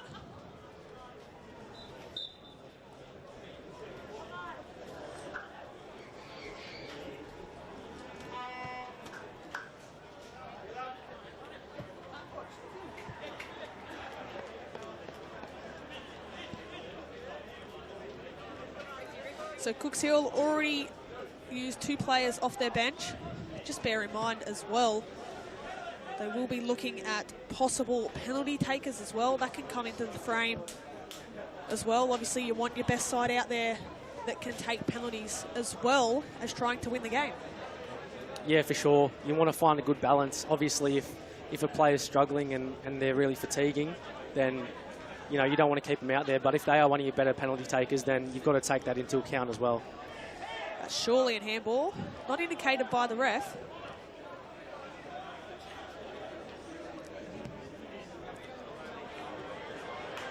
Now, this is better. Callum Levy, the live wire off the bench. Well defended. Well tracked back by Farley. And now Cooks Hill can break forward, but that pass is overhit. This is where teams tend to commit bodies forward, flooding players forward in search of that winner. But a fine example there, Andy, where Maitland committed numbers forward. And if that pass did find Kobe Bailey, there was a chance on there for Cooks Hill. Yeah, the game's definitely becoming a little bit more stretched as the game wears on. Players, like I said earlier, with these warmer conditions, players are starting to fatigue, and the distances between lines gets a lot bigger, so there becomes more spaces to play in. So it all comes down to this 15 minutes plus whatever the referee indicates. That's a strong challenge there. Bit of friendly fire happening here. Be interesting to see what our referee, Robert Taylor, dishes out here. Matusny up against Theo Law. And like you mentioned, Andy, the referee has let a lot go today. Let's see what he will indicate here, talking to Samantha Noel.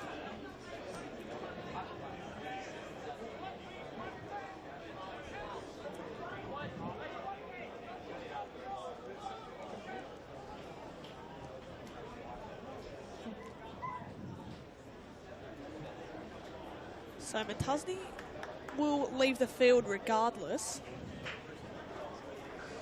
Huon Lickley will come into the game.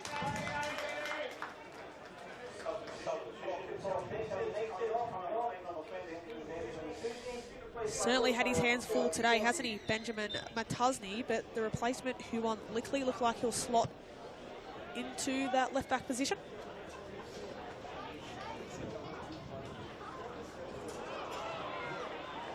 As now Ocko can break. Jamila Ocko, no goals to his name yet, sends one in. Farley, Hayden Farley cut down on the edge of the box. And this is a free kick in very dangerous territory, Andy. Yeah, very dangerous territory. Maitland, I think that was Max Field there, just saw Farley lining up a shot. And he's just decided to foul him just so that he couldn't get a clean strike on goal. Well, the Cooks Hill fans nervously await this free kick. Both Farley and Manny Lurie standing over it. This could be a pile driver type of a free kick, the way they're setting this one up. Standing a fair distance away from the ball. Who will it be to take? Looks like Farley will be the option.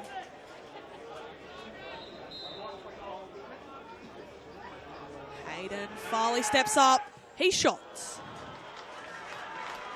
over the bar. And Maitland again let off the hook. Yeah, a bit of an anticlimax there, Harry, with such a long run up. There's a lot of anticipation, but hit it well over the bar in the end.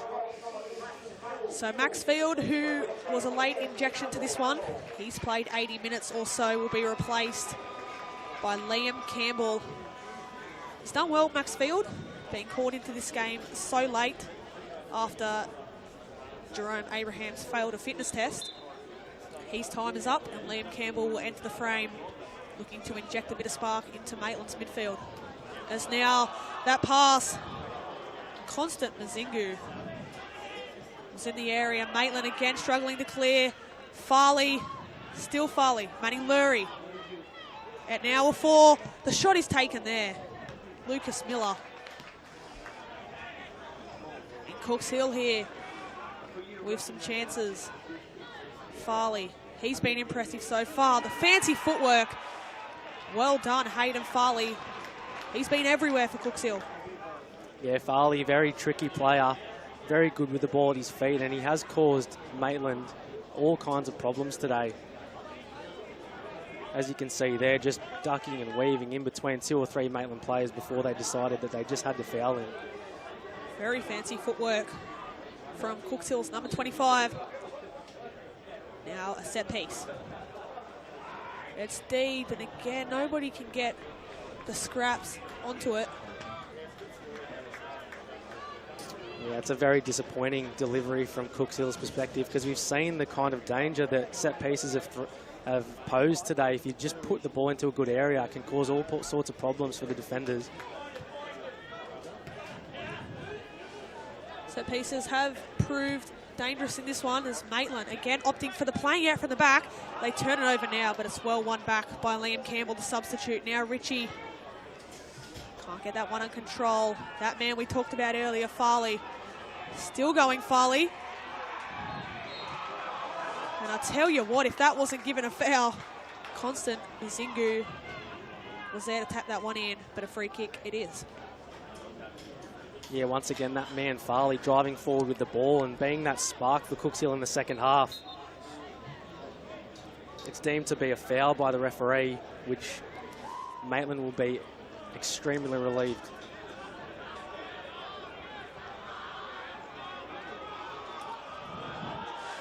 So 10 minutes remain, plus what our 4th official, Sam Stewart, indicates here. 1-1 as it stands. Such an entertaining final, and it's certainly not over yet. Certainly not, and Cooks Hill at the moment seem to be the more likely to get a winner at this stage, just applying so much pressure onto Maitland. Maitland really struggling to play out from the back. Manning Lurie takes a strike. Like you mentioned, I think that's the first time the ball's been down at this end for quite some time now. It's been all Cooks Hill. Yeah, I think that's the first time in the last 5 minutes or so that Maitland have been able to clear their lines properly and get a little bit of meterage up the pitch. Not sure if that's what William Brett intended, but Ocko now. Manning Lurie.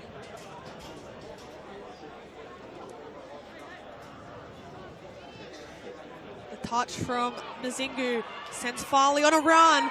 Is he clipped? He's not. But Cooks Hill will earn themselves a corner. We've discussed it all game.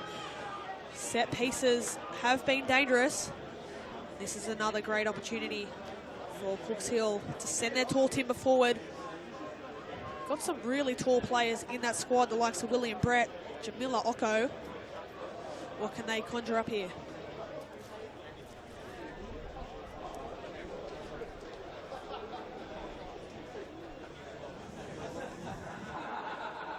Farley to take into a dangerous area. Oko rises high. It falls. Hayden Farley with the shots. That one well wide to the right. Yeah, Cooks Hill just hanging the ball up there. Getting a little bit of height on that, especially with the height of Lickley and Miller being introduced into the game. So it's not a bad idea, just falling to Farley, but he's well within his rights to shoot there, but just coming off the side of the boot, high and wide.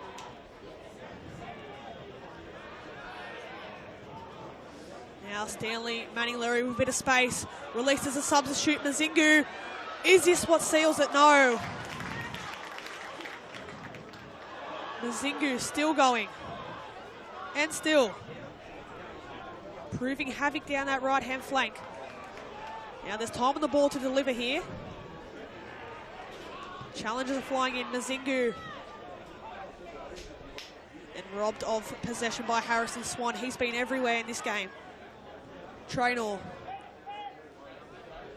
Pharrell Traynor going on a trademark run. Still going through the legs of one and two. And cleared immediately, and Oko can get onto the end of this one. The flag does go up though.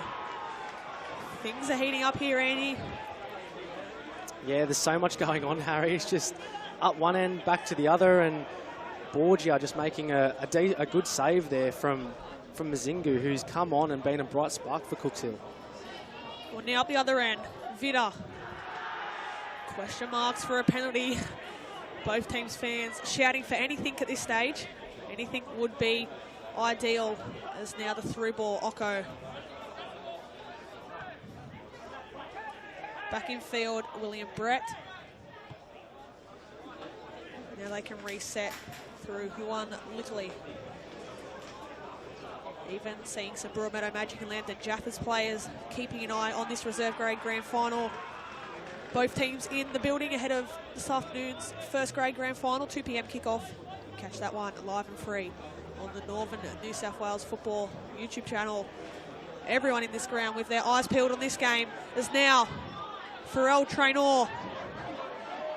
With the cutback, it falls to the back stick. Vida takes the strike. The touch from Jaden Ritchie into the hands of Patrick Inez. And now it's Cooks Hill's turn to go up the other end. Yeah, a warning shot there from Maitland after being under so much pressure from Cooks Hill. Just managed to craft out a very good opportunity to go ahead 2-1, but just not having the power or the accuracy to finish that nice move off. Edge of your seats sort of stuff here. More shouts for a handball. Oko wins back possession. Jamila Oko.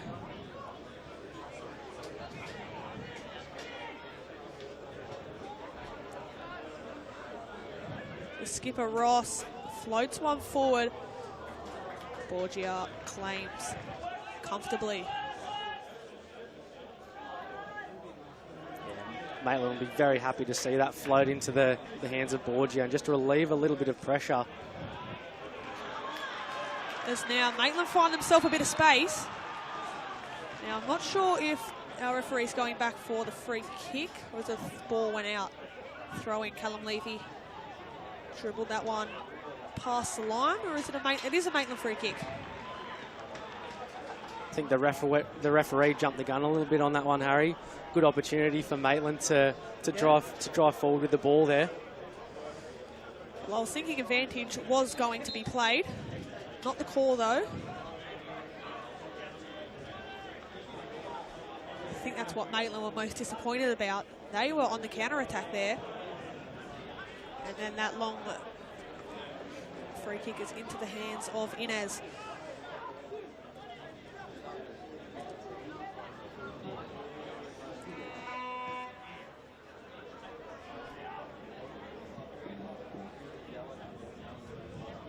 Zingu proving a handful down that right-hand flank.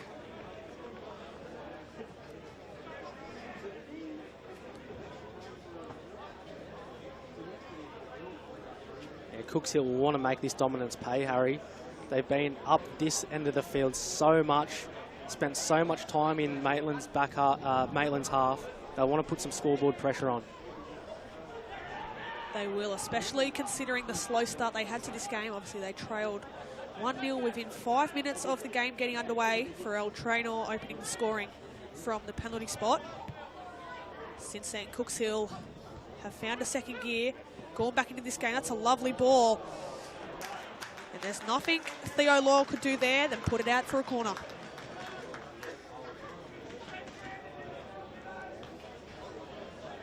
Yeah, Cooks Hill have just been relentless in this second half, just applying pressure and not giving Maitland a moment to breathe. Now the delivery. Is this the moment for Cooks Hill?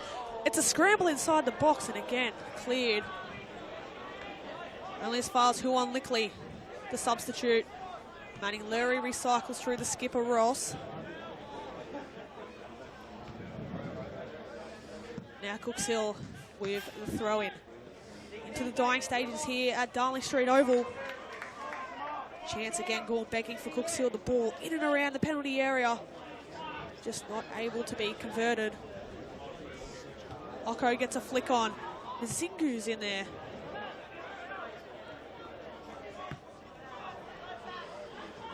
It's a composed header there from Ross. A few people around the ground thinking that was a full-time whistle, but a goal kick it is. Yeah, once again, Maitland will be mightily relieved to see the offside flag up, because they are under the absolute cosh here and absorbing so much pressure. You think something's got to give soon, unless they can hold on to the full-time whistle. Feel like it could be a Pharrell Traynor run or a Jaden Ritchie run down the middle to give Maitland a bit of a spark. Other than that, it is all Cooks Hill in the dying stages.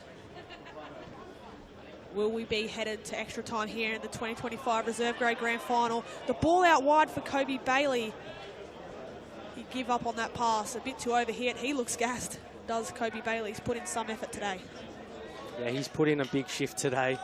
Obviously scored the equaliser with that amazing strike, but he's also been very industrious on the ball and provided a massive threat to this Maitland defence.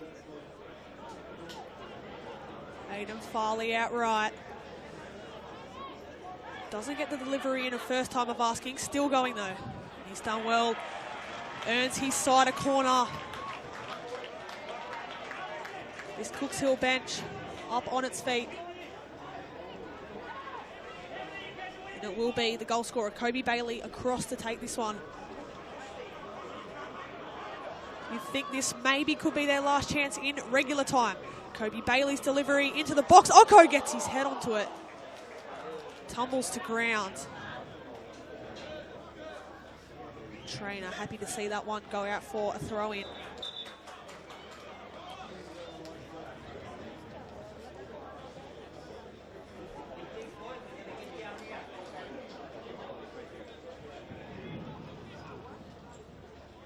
Yeah, as we see Ocko cramping up here.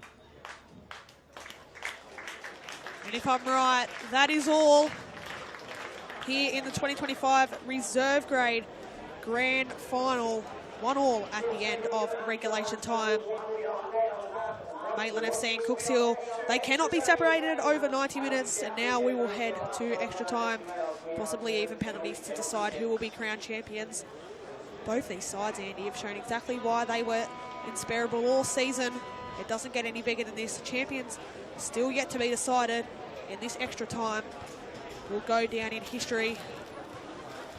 We'll take a short break here on the Northern New South Wales YouTube channel, and we'll join you for the first half of extra time here in the 2025 Reserve Grade Grand Final.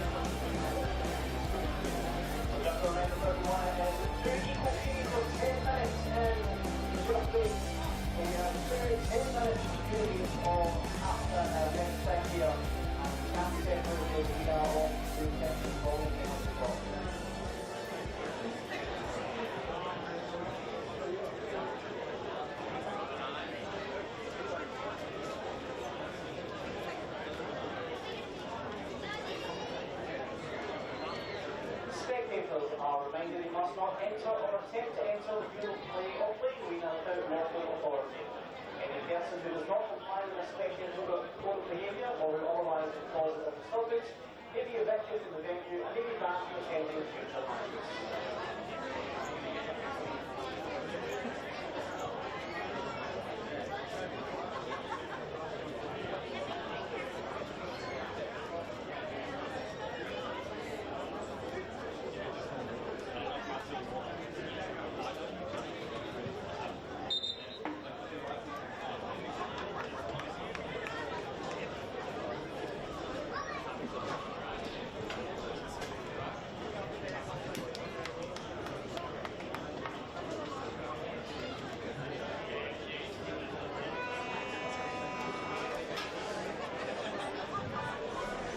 Well, what a enthralling encounter that was at the end of regulation time. It's 1-1. The sides cannot be separated. Maitland FC with the early goal. Cooks Hill with the emphatic response. And Andy, we're all set for extra time. Who are you leaning more towards? Just based off that second half, I think Cooks Hill, they'll be very disappointed that they don't have something to show for all their dominance in the second half. But Maitland did well to weather the storm, and here they are in extra time, and you know they've given themselves every chance to win this game. Well, it's Cooks Hill who will run the same way as they finished the second half. And immediately on the front foot as they were through majority of the second half. Farley now, what an impact he's had on this game. Callum Levy, the substitute in there. Fancy footwork. Opportunity still alive. Cooks Hill immediately on the front foot. Starting this first half of extra time the same way they started the second half. Just a reminder, these halves will go for 10 minutes. If the scores are still a draw, we will be headed to penalties. One of the worst ways to decide a grand final. But these sides know 20 minutes in front of them to break the deadlock. Still plenty of quality out there for both sides. It's a battle of the strikers. Farrell Traynor has been dangerous, and at the other end, Jamila Occo really grew into that game as the second half went on. Let's keep an eye on those two as Maitland now push forward. It's that man I spoke on earlier, Traynor. Farrell Traynor gets the shot away off the crossbar. It falls into the path of Vidar. And I tell you what, we discussed Cooks Hill with all the momentum at one end and Maitland with a golden opportunity at the other. Yeah, Traynor with a fantastic opportunity there. Gets in behind and he chops in on his favoured right foot. It's a really good effort, but just very unfortunate that it hit the bar and just came back out on off the underside. He had very limited influence in that second half, but straight away in this first half of extra time, he's already put his foot down and made a mark on this first half of extra time. Here he goes again, robbed of possession by Manning Lurie. Again, Cooks Hill blooded numbers forward, but the pass, not the right one. And now the substitute, Jack Gunther, on the ball. The pressure applied by Cooks Hill. Manning Lurie.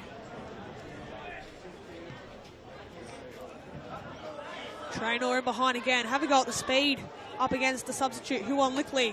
Traynor battling hard. And the referee deemed that Traynor did grab Lickley's shirt.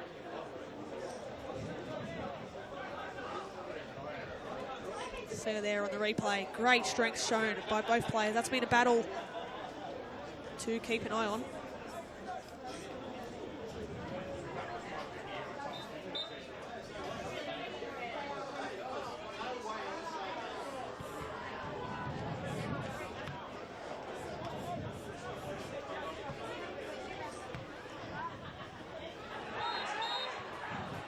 foul on the captain.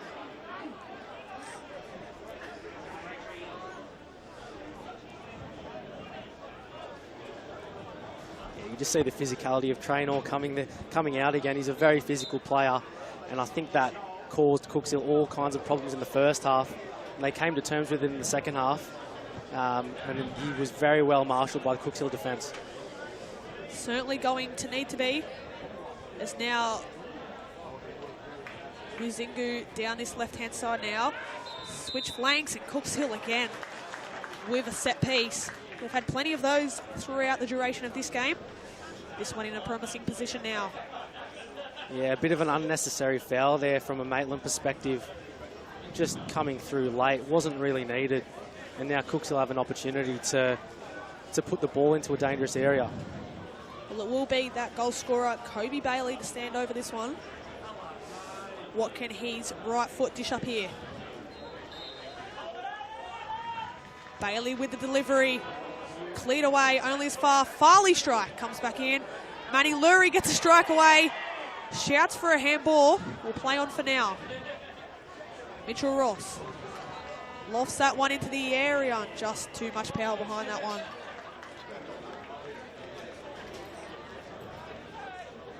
And again, Maitland survived from a set piece.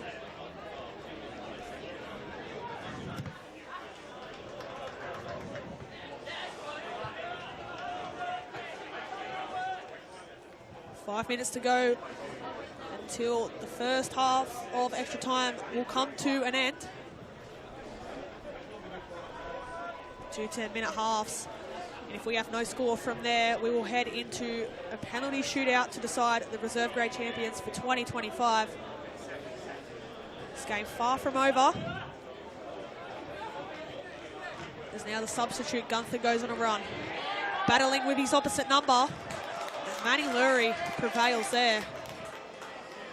Wins himself a free kick.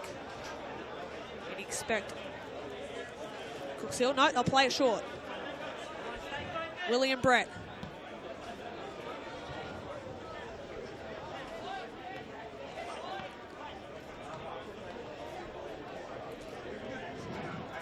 Ross gets a header.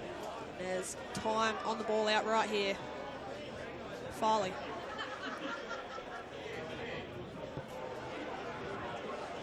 That ball again lofted for Farley. Coming across was Samuel Harper.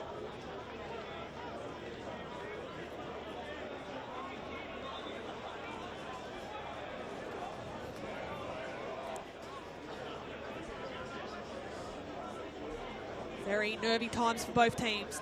The throw is long. Ocko flicks it on. Cleared momentarily, still up in the air. Kobe Bailey chases this one down. Lovely little flick from Kobe Bailey. Now that long ball up this end of the half. Yeah, lovely flick from Kobe Bailey there over the head of Vitta. Just the second touch let him down a little bit, and Maitland clear their lines. Harrison Swan. Cookshill stood up and rose to the occasion in defence. Haven't gave Maitland a sniff. And now they can break down the right. Farley's touch is too big yet again. Feel like there's a bit of fitness being lost by some of these players. Cookshill have gone to their bench 3 times. Obviously they'll be looking to get the players out there that the coach, Ashley Balcom, thinks are suitable for penalties, if we go to penalties.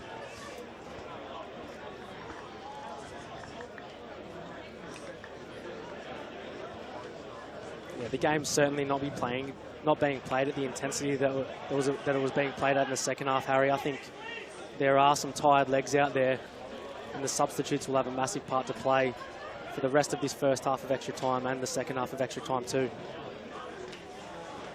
They will now as the corner to take place. The ball into the box.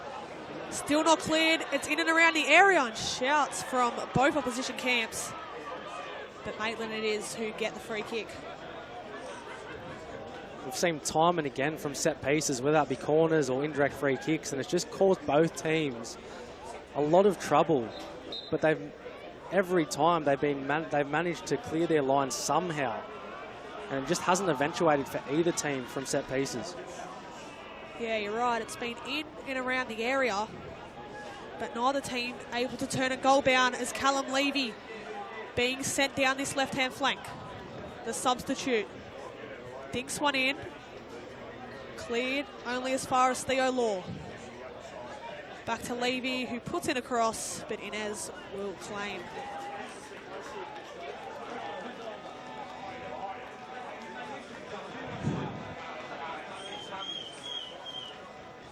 So we see the atmosphere slowly growing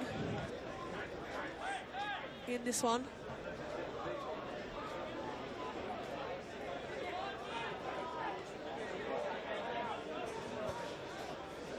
Vida. Last touch was off him. It will be a Cooks Hill throw.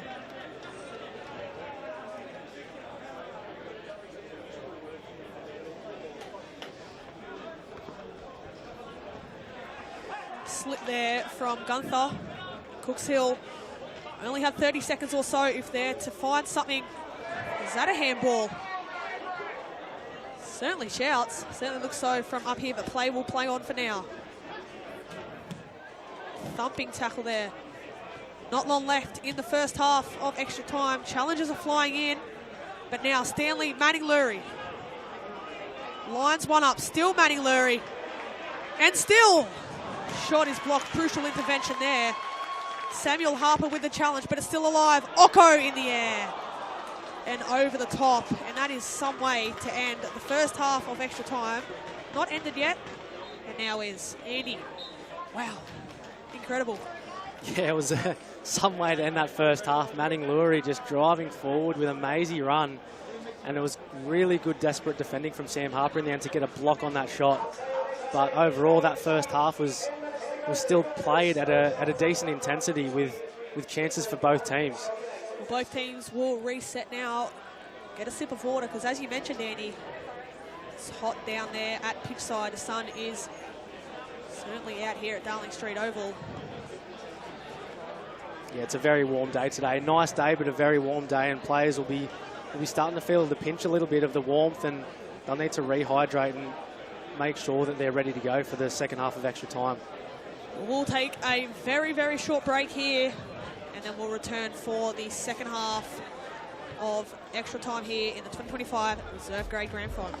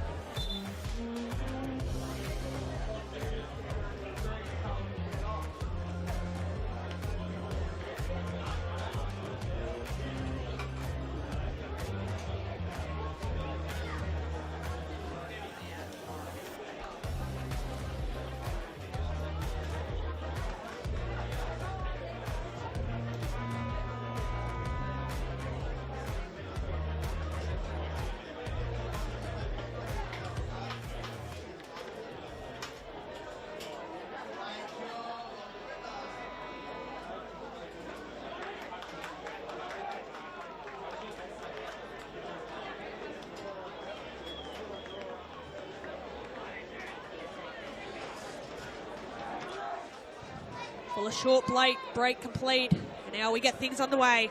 The second half of extra time here in the 2025 Reserve Grade Grand Final. It's been a while since a goal was scored. 10 minutes to go for either side to find the back of the net, otherwise we will be headed for a penalty shootout to take place. There's now Maitland on the front foot, Fitter. Shot there, out for a throw-in. Andy, 10 minutes to go. Do you see this one heading to penalties? From what I've seen so far, yeah, I think it is going to penalties, but you never know. Like grand final day, both teams 10 minutes to go. They might want to go out and win this in extra time. It's now substitute Donnie Cahill. Tries to slip one in field. And now Occo will break forward, using that speed. Bumping kick downfield by Borgia. Now Hayden Farley. Back down this right-hand side. Farley, battle with Levy, the substitute.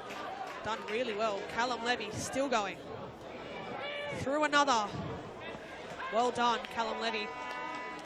Yeah, that was very well defended from Callum, the substitute Callum Levy there. Up against one-on-one against Farley. Got his foot in, won the ball and drove forward really well. And now a free kick will be awarded. We know how dangerous set pieces have been in this one. It's pretty much now or never. Feel like it might only be one goal it takes. As we see back here on the replay, a challenge there. In the back of Theo Law. Now Maitland will wind up a set piece.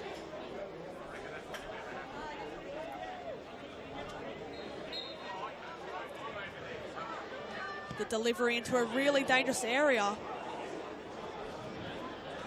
Vida doing well to keep this one in. Sending it back into the box. But Lucas Miller there to intervene. Yeah, it was a really good ball in there from Ben Grant. You could say maybe a little bit overhit, but you could also say that Maitland didn't have anyone attacking the ball at the back post.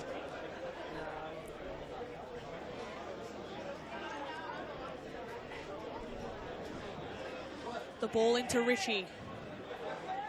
No goal to his name yet, Jaden Ritchie. Still on the field though, in hunt of that all-important goal. And it's Maitland who have started this second half of extra time. More better of the two sides, and it's that man there who will earn a corner. Pharrell Traynor.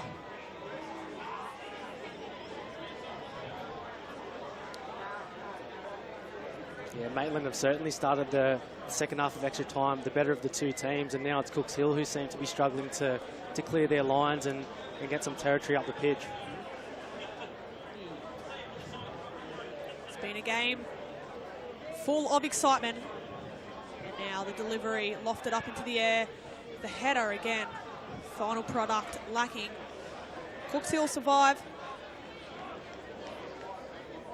Just over 5 minutes to go here. If the result stays as it is, we are headed for penalties. Mazingu. Occo wins out now. Cooks Hill committing numbers forward. Occo still going. Using his speed well on the far side. Jamila Occo. Battling hard and resetting now through Lickley. William Brett now.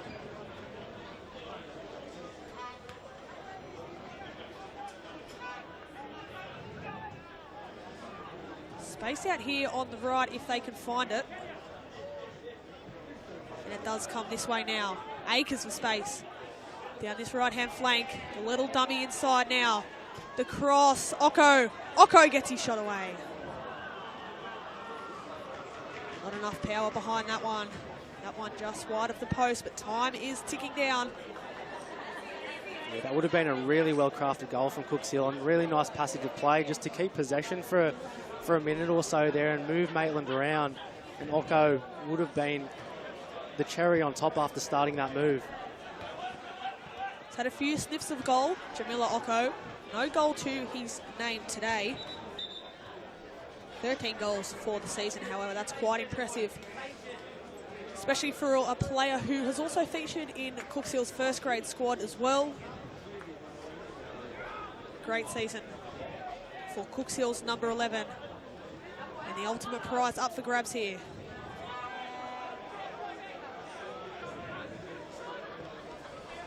Cleared up all the way into the car park.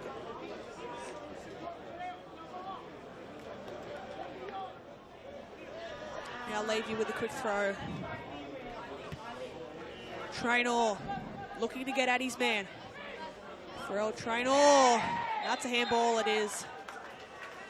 A shame for Farrell. Kicks the ball away as well. And for his actions, he will be into the book. And Andy, we haven't had many yellow cards today. No, we haven't. Like we've mentioned a few times previously, this ref has let a lot go, and we haven't seen the yellow card come out of his pocket too often today. Correct me if I'm wrong. I could be even right in saying that was probably the first to come out. Yeah, I think you might be right, Harry, and it was a very unnecessary yellow card too. Certainly was. Traynor into the box, a collision with Inez, but Inez has been so strong all day. Immediately switches to the front foot. Cooks Hill now. They don't hurry up quickly. This one's set for penalties, but now they can flood down this left-hand flank. Hayden Farley with the ball. Now into the path of Kobe Bailey. He puts one in field. Manning Lurie out wide now. The cross will come in. Deflected on the first time of asking. Callum Levy wins the header.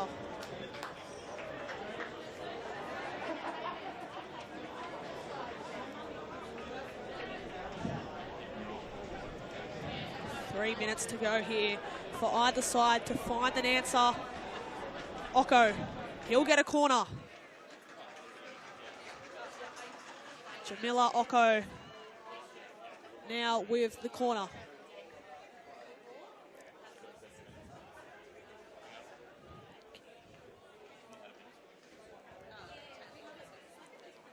As you see some players now just down on their haunches, you can see the effects of extra time and the warmth of the day just taking its toll.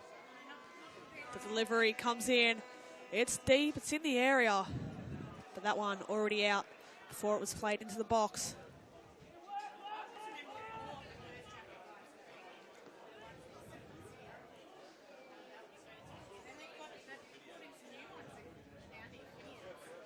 Now Borja to send this one forward.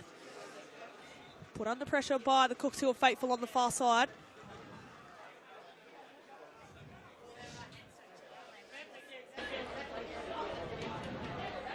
It's now Farley battling.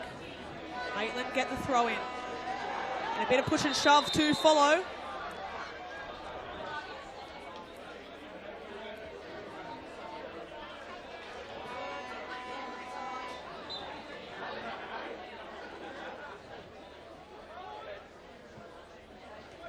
Now that one put forward, Ocko is the target. Inside, Manning Lurie. Lurie takes a strike. Had some venom behind it.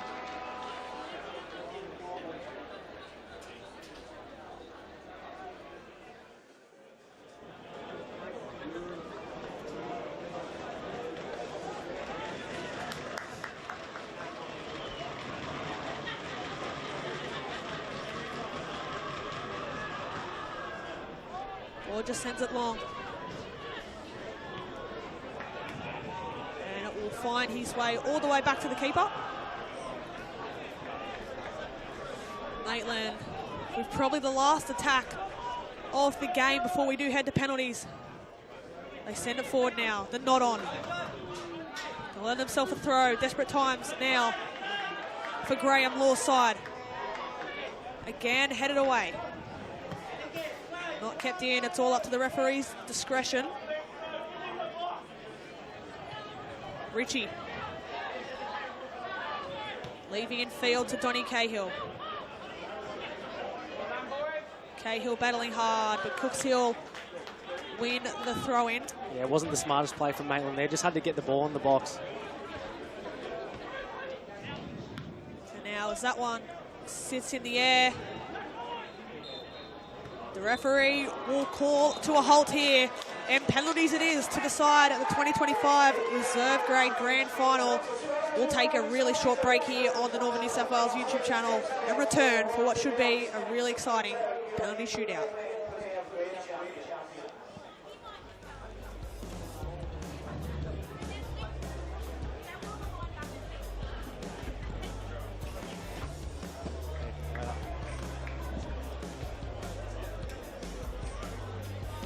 Yep, sweet. Yep.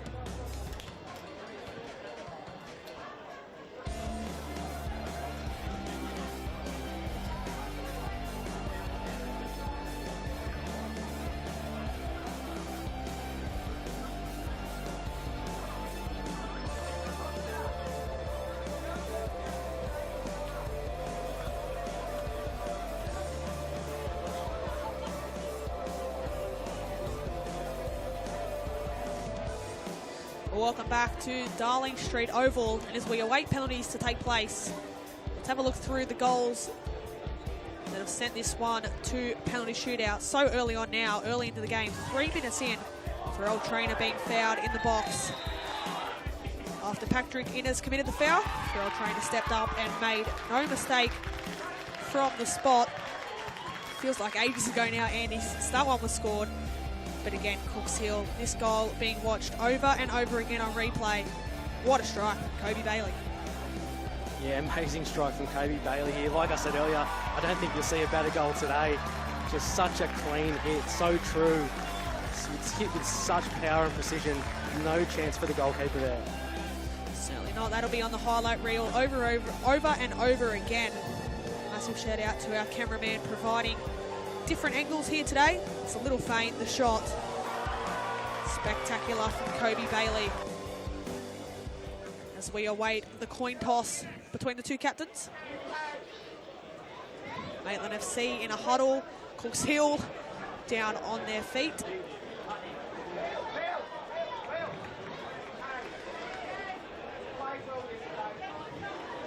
And it looks like the toss has taken place. The skipper for Cooks Hill, Mitchell Ross, will report back to his squad. Andy, if you win the toss, what are you choosing to do first in this game and why? You take the first penalty every day of the week, Harry. Just gives you that slight advantage. You know, if you score that first penalty, it just gives everyone in the team a little bit more confidence to be able to go on with the job. Well, both teams heading out to the centre circle now. We'll find out really shortly who will take the first penalty here. Massive moment for both keepers as well, a chance to stake their claim. Just a reminder before we get onto the shootout here, if you want to catch the first grade grand final, that will take place at 2 p.m. Chris McPherson and Matthew Butner bringing you all of the action. That one to get underway shortly, but all eyes now are on this shootout in the reserve grade final. Judging off this body language, it may be keeper versus keeper to start.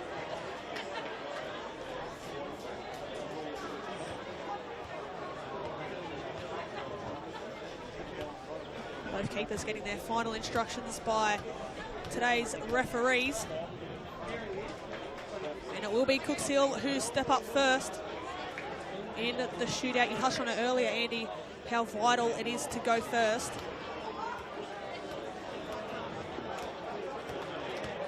Looks like it will be Huon Lickley, the substitute, to step up first in the shootout. So, Maitland FC versus Cooks Hill. Fans are packed behind the goals. And Lickley to step up first for Cooks Hill. It's Lickley versus Borgia. Lickley,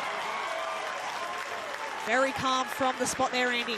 Yeah, very assured from Lickley there, the substitute. He's come on and he's been confident enough to step up and take the first penalty for Cooks Hill, and he slotted it with ease. Well, this man has been everywhere. Farrell Trainer. He will be the first to step up for Maitland. It'll just be interesting to see where Trainer goes with this penalty, Harry, having taken one earlier in the game. Does he go the same side that he scored, or does he go the opposite side? Well, he went to Patrick Innes' right earlier in the contest. What will he do here? Traynor steps up, goes the same way, and hits the post. That's unfortunate there for Traynor. You touched it, Andy. You said it. Which way would he go? Pick the same side as earlier.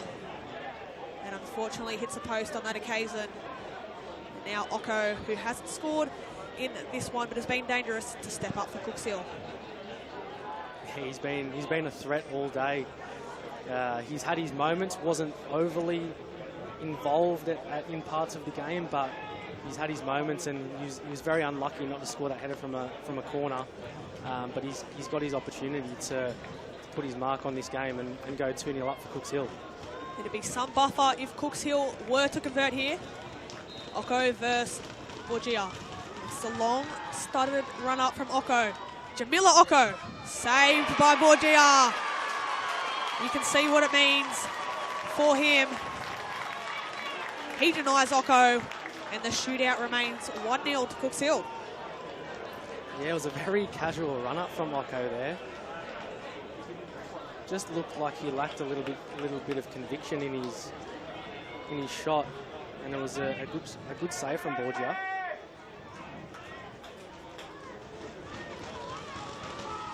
Now, the next penalty now. Confidently converted into the top corner. Ben Grant. Patrick Inez went the right way, but you're not stopping those. No, definitely not. Fantastic penalty from Ben Grant. He's with that wand of a left foot of his. He's shown that he has a great left foot throughout today with his sweeping long balls, and looked very assured in his penalty. So Maitland hit back in the shootout, and it's now down to Lucas Miller, the substitute for Cooks Hill, to put them ahead 2-1. Just creeps under Borgia. Lucas Miller converts. Cooks Hill restore their buffer. Yeah, good pen from Miller there. Another substitute that was confident enough to step up and take his opportunity.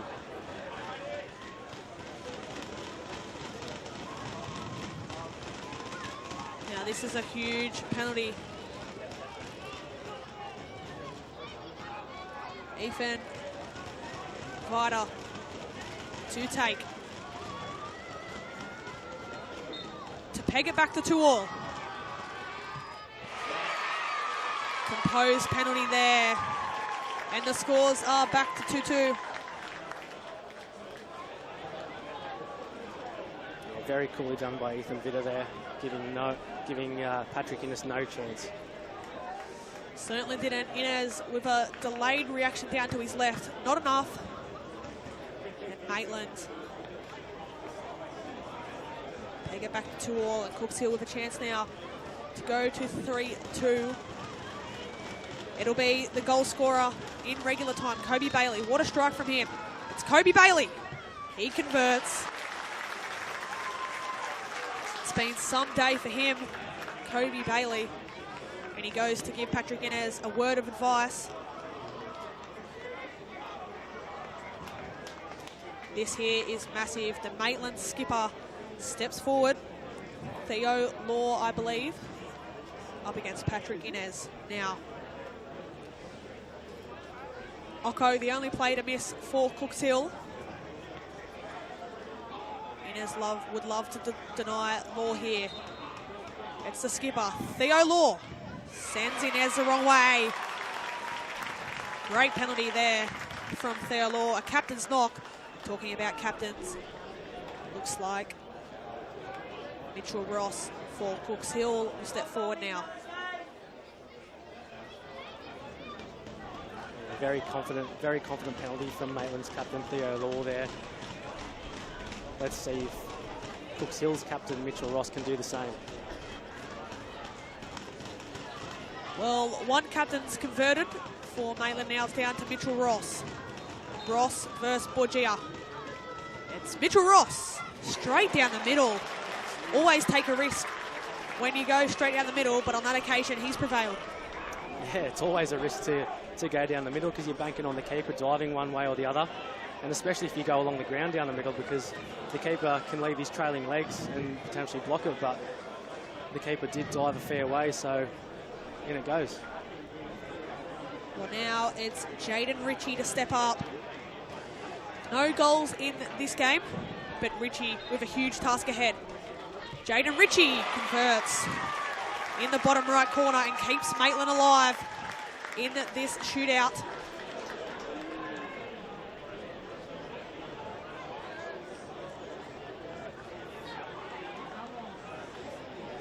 That's some very assured penalties in this shootout, haven't we, Harry? Not giving either keeper much of a chance to even get close. There's been some occasions where keepers have dived the wrong way, as you said. Some really expertly penalties. And now it falls into the path of Hayden Farley. What a game he's had. Hasn't stopped running, has Hayden Farley. And now he stands over this penalty. It's Hayden Farley to take and Hayden Farley to score. 5-4 to Cooks Hill in the shootout. Farley with some words of advice for Inez.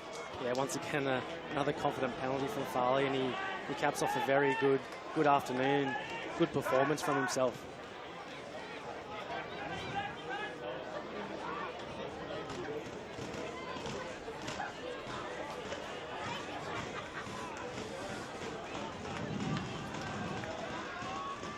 Samuel Harper to step up now. The short run up.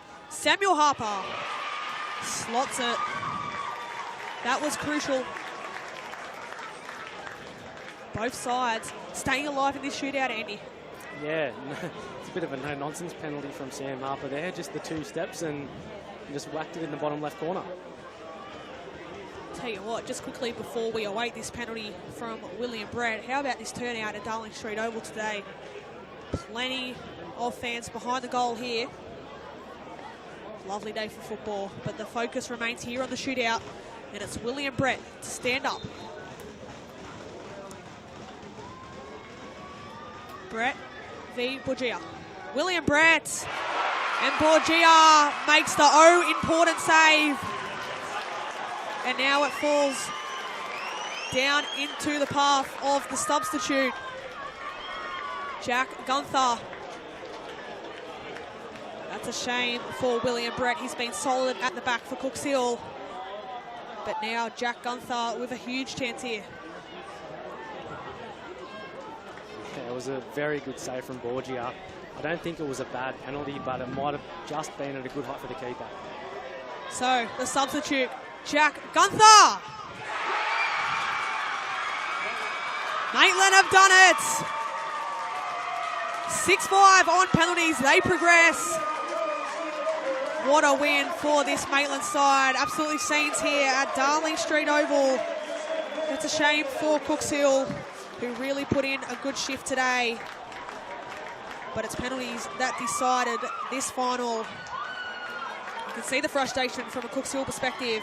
But Maitland, they are your 2025 NPL Men's Reserve Grade champions. What a remarkable performance from a team that finished 3rd in the regular season, but never doubted their ability to lift this trophy.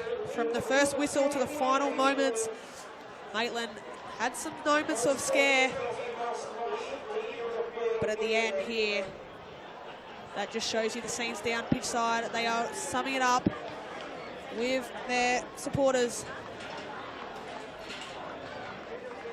And like I mentioned, Andy, a shame for Cooks Hill, and that's a really cruel way to lose a football game. Yeah, penalty shootouts are always a cruel way to lose a game of football. I mean, I've been there. I lost the grand final on penalties last year, and it is heartbreaking. So you do feel for Cooks Hill. Yeah, they dominated the second half, but they just couldn't make their dominance pay. And Maitland really weathered the storm in that second half, and to their credit, defended pretty well.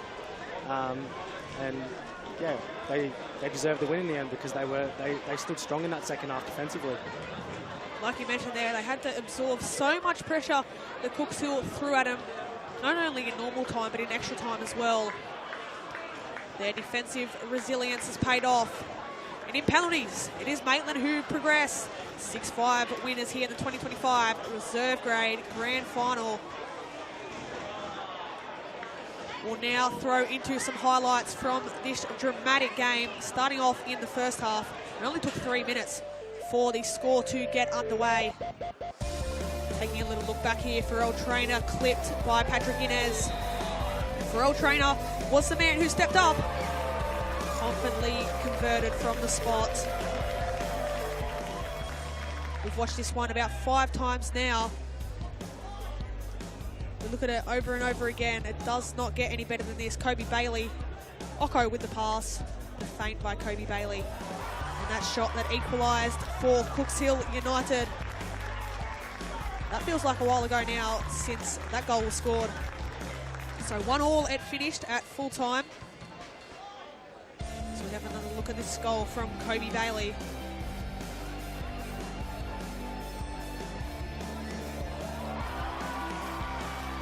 What a strike it was. So both sides couldn't be separated at the end of 90 minutes. We head into penalties. As Jaden Borgia, the hero, 2 penalty saves from him. And there was the winning moment by the substitute. Jack Gunther. You can see what it means to Maitland and their fans. Over on that far side.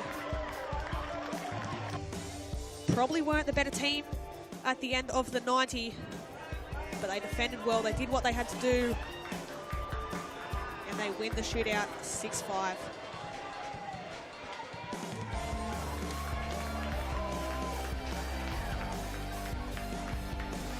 We'll throw down the pitch side for the presentations here on the reserve grade final as we await the two teams after this one. Keep an eye at Lambton Jaffers taking on Broad Meadow Magic. That one to come at 2 o'clock. But for now, we'll head pitch side to catch the presentations.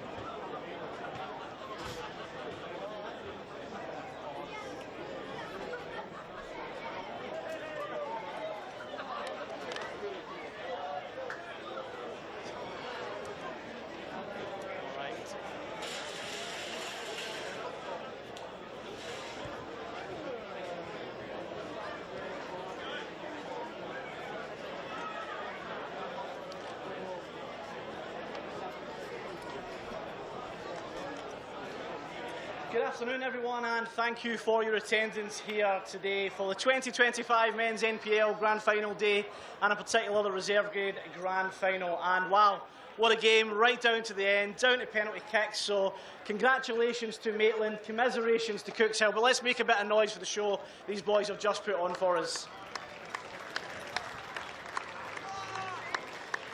My name is Liam Bentley. I'm your MC for this afternoon. I'm joined on the pitch today by the Northern New South Wales Football Chairman Mike Parsons, Director Steve Snedden, and CEO Peter Haynes. And first of all, I would like to acknowledge the Awabako people, the traditional owners of the land on which we are meeting today, and pay respects to their elders past, present and emerging.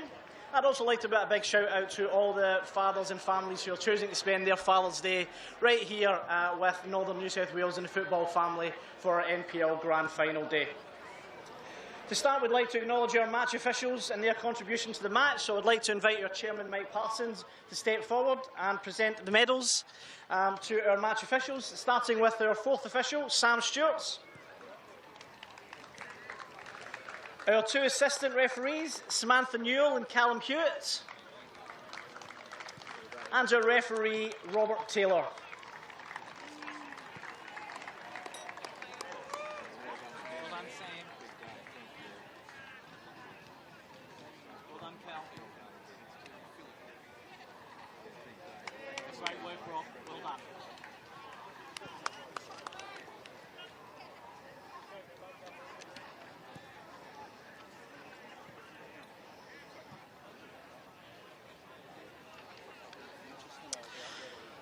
Thank you very much to our referees.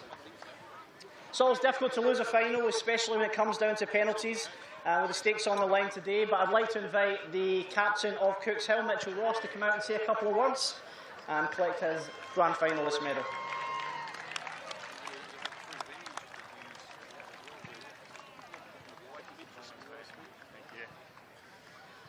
First of all, I just want to say thanks to Olympic for putting this on. It's a great venue, it's a great spot to play, so thank you very much. Thank you to the officials, and big congratulations to Maitland. You know, you guys are too good today, you deserved it. You've been a great team all year, so congratulations. Second of all, to my boys, just a little bit too short today. You know, we worked hard all year, it's been a good year, so we can still enjoy the night, but, you know, close but not close enough, so thank you.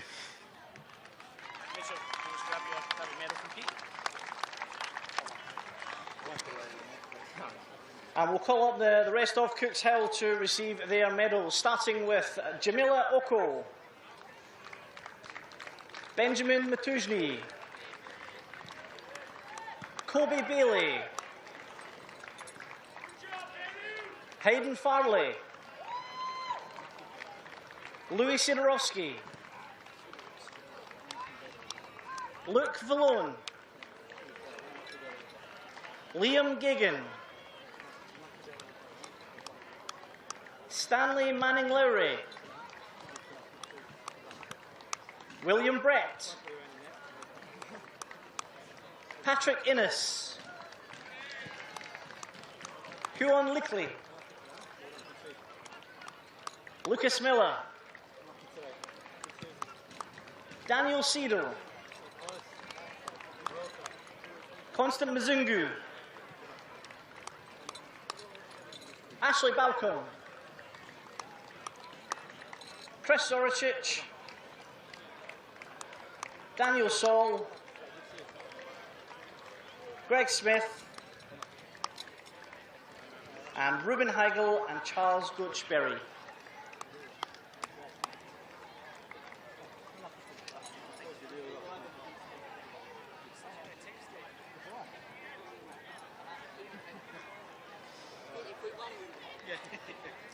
All right, once again, fantastic season for Cookshill, getting to the grand final, getting all the way to penalties. Let's make some noise for Cookshill.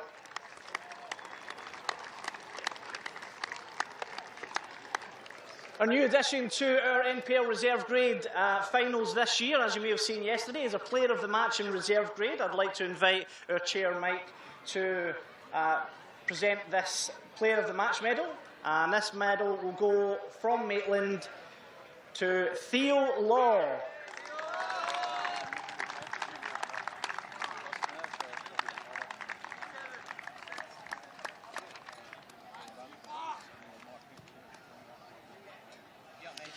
Well, Theo, we'll get you to come because you are the captain. You'll get to come up and say a few words first, so I'll leave that to you.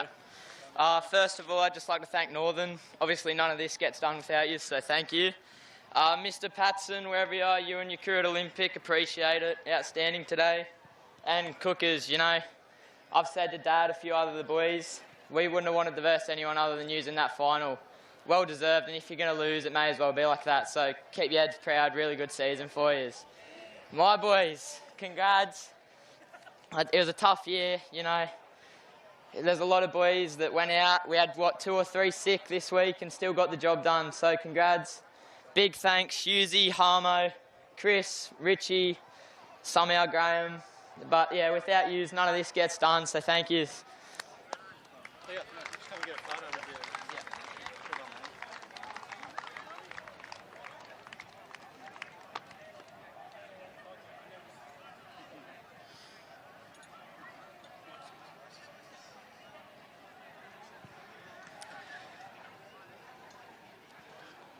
All right, Theo, you can head back. We'll call you back up to get your winners' medals shortly, but we'll start calling up the Maitland team to get their champions' medals, starting with Ashwin Gurung,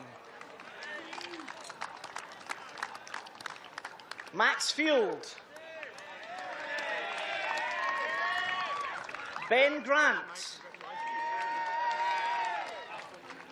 Ethan Vidya, Tatenda Gora, Jaden Borja, Harrison Swan, Jaden Ritchie, Sam Harper, Pharrell Traynor, Donnie Cahill, Liam Campbell, Callum Levy, Ethan Burton, Jack Gunter, and captain and player of the match, Theo Law. And of course, the coaching staff, can't forget Graham Law, Michael Ritchie, Brandon Gear, Chris Garbett, and of course we have Sean Pratt and Tyler Peel as well.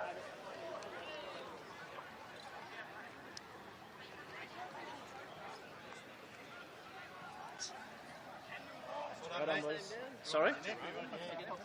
No, it wasn't. John McLean. It was down for no medal from the call. That's it. And of course, today missing out late was Jerome Abrams and John McLean as well from their staff. So we will ask Theo to come out and grab the trophy.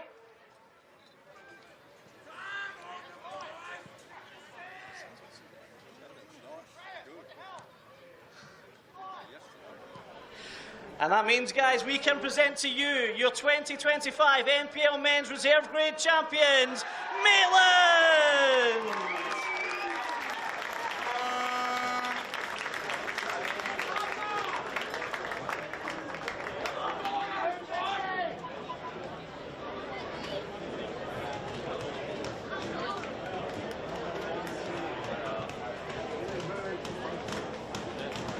Welcome back to Darling Street Oval. Maitland FC crowned reserve grade premiers for 2025. 1-1 at the end of full time. Maitland FC soaking it in now with their fans. Sit back and listen to this. Incredible from them. They'll head off now, celebrate with their loved ones, and we'll now call it a close here for the 2025 reserve grade grand final. Thank you for all your coverage. I'm Harry Scobie. Thank you for your coverage. Maitland FC are your 2025 reserve grade premiers.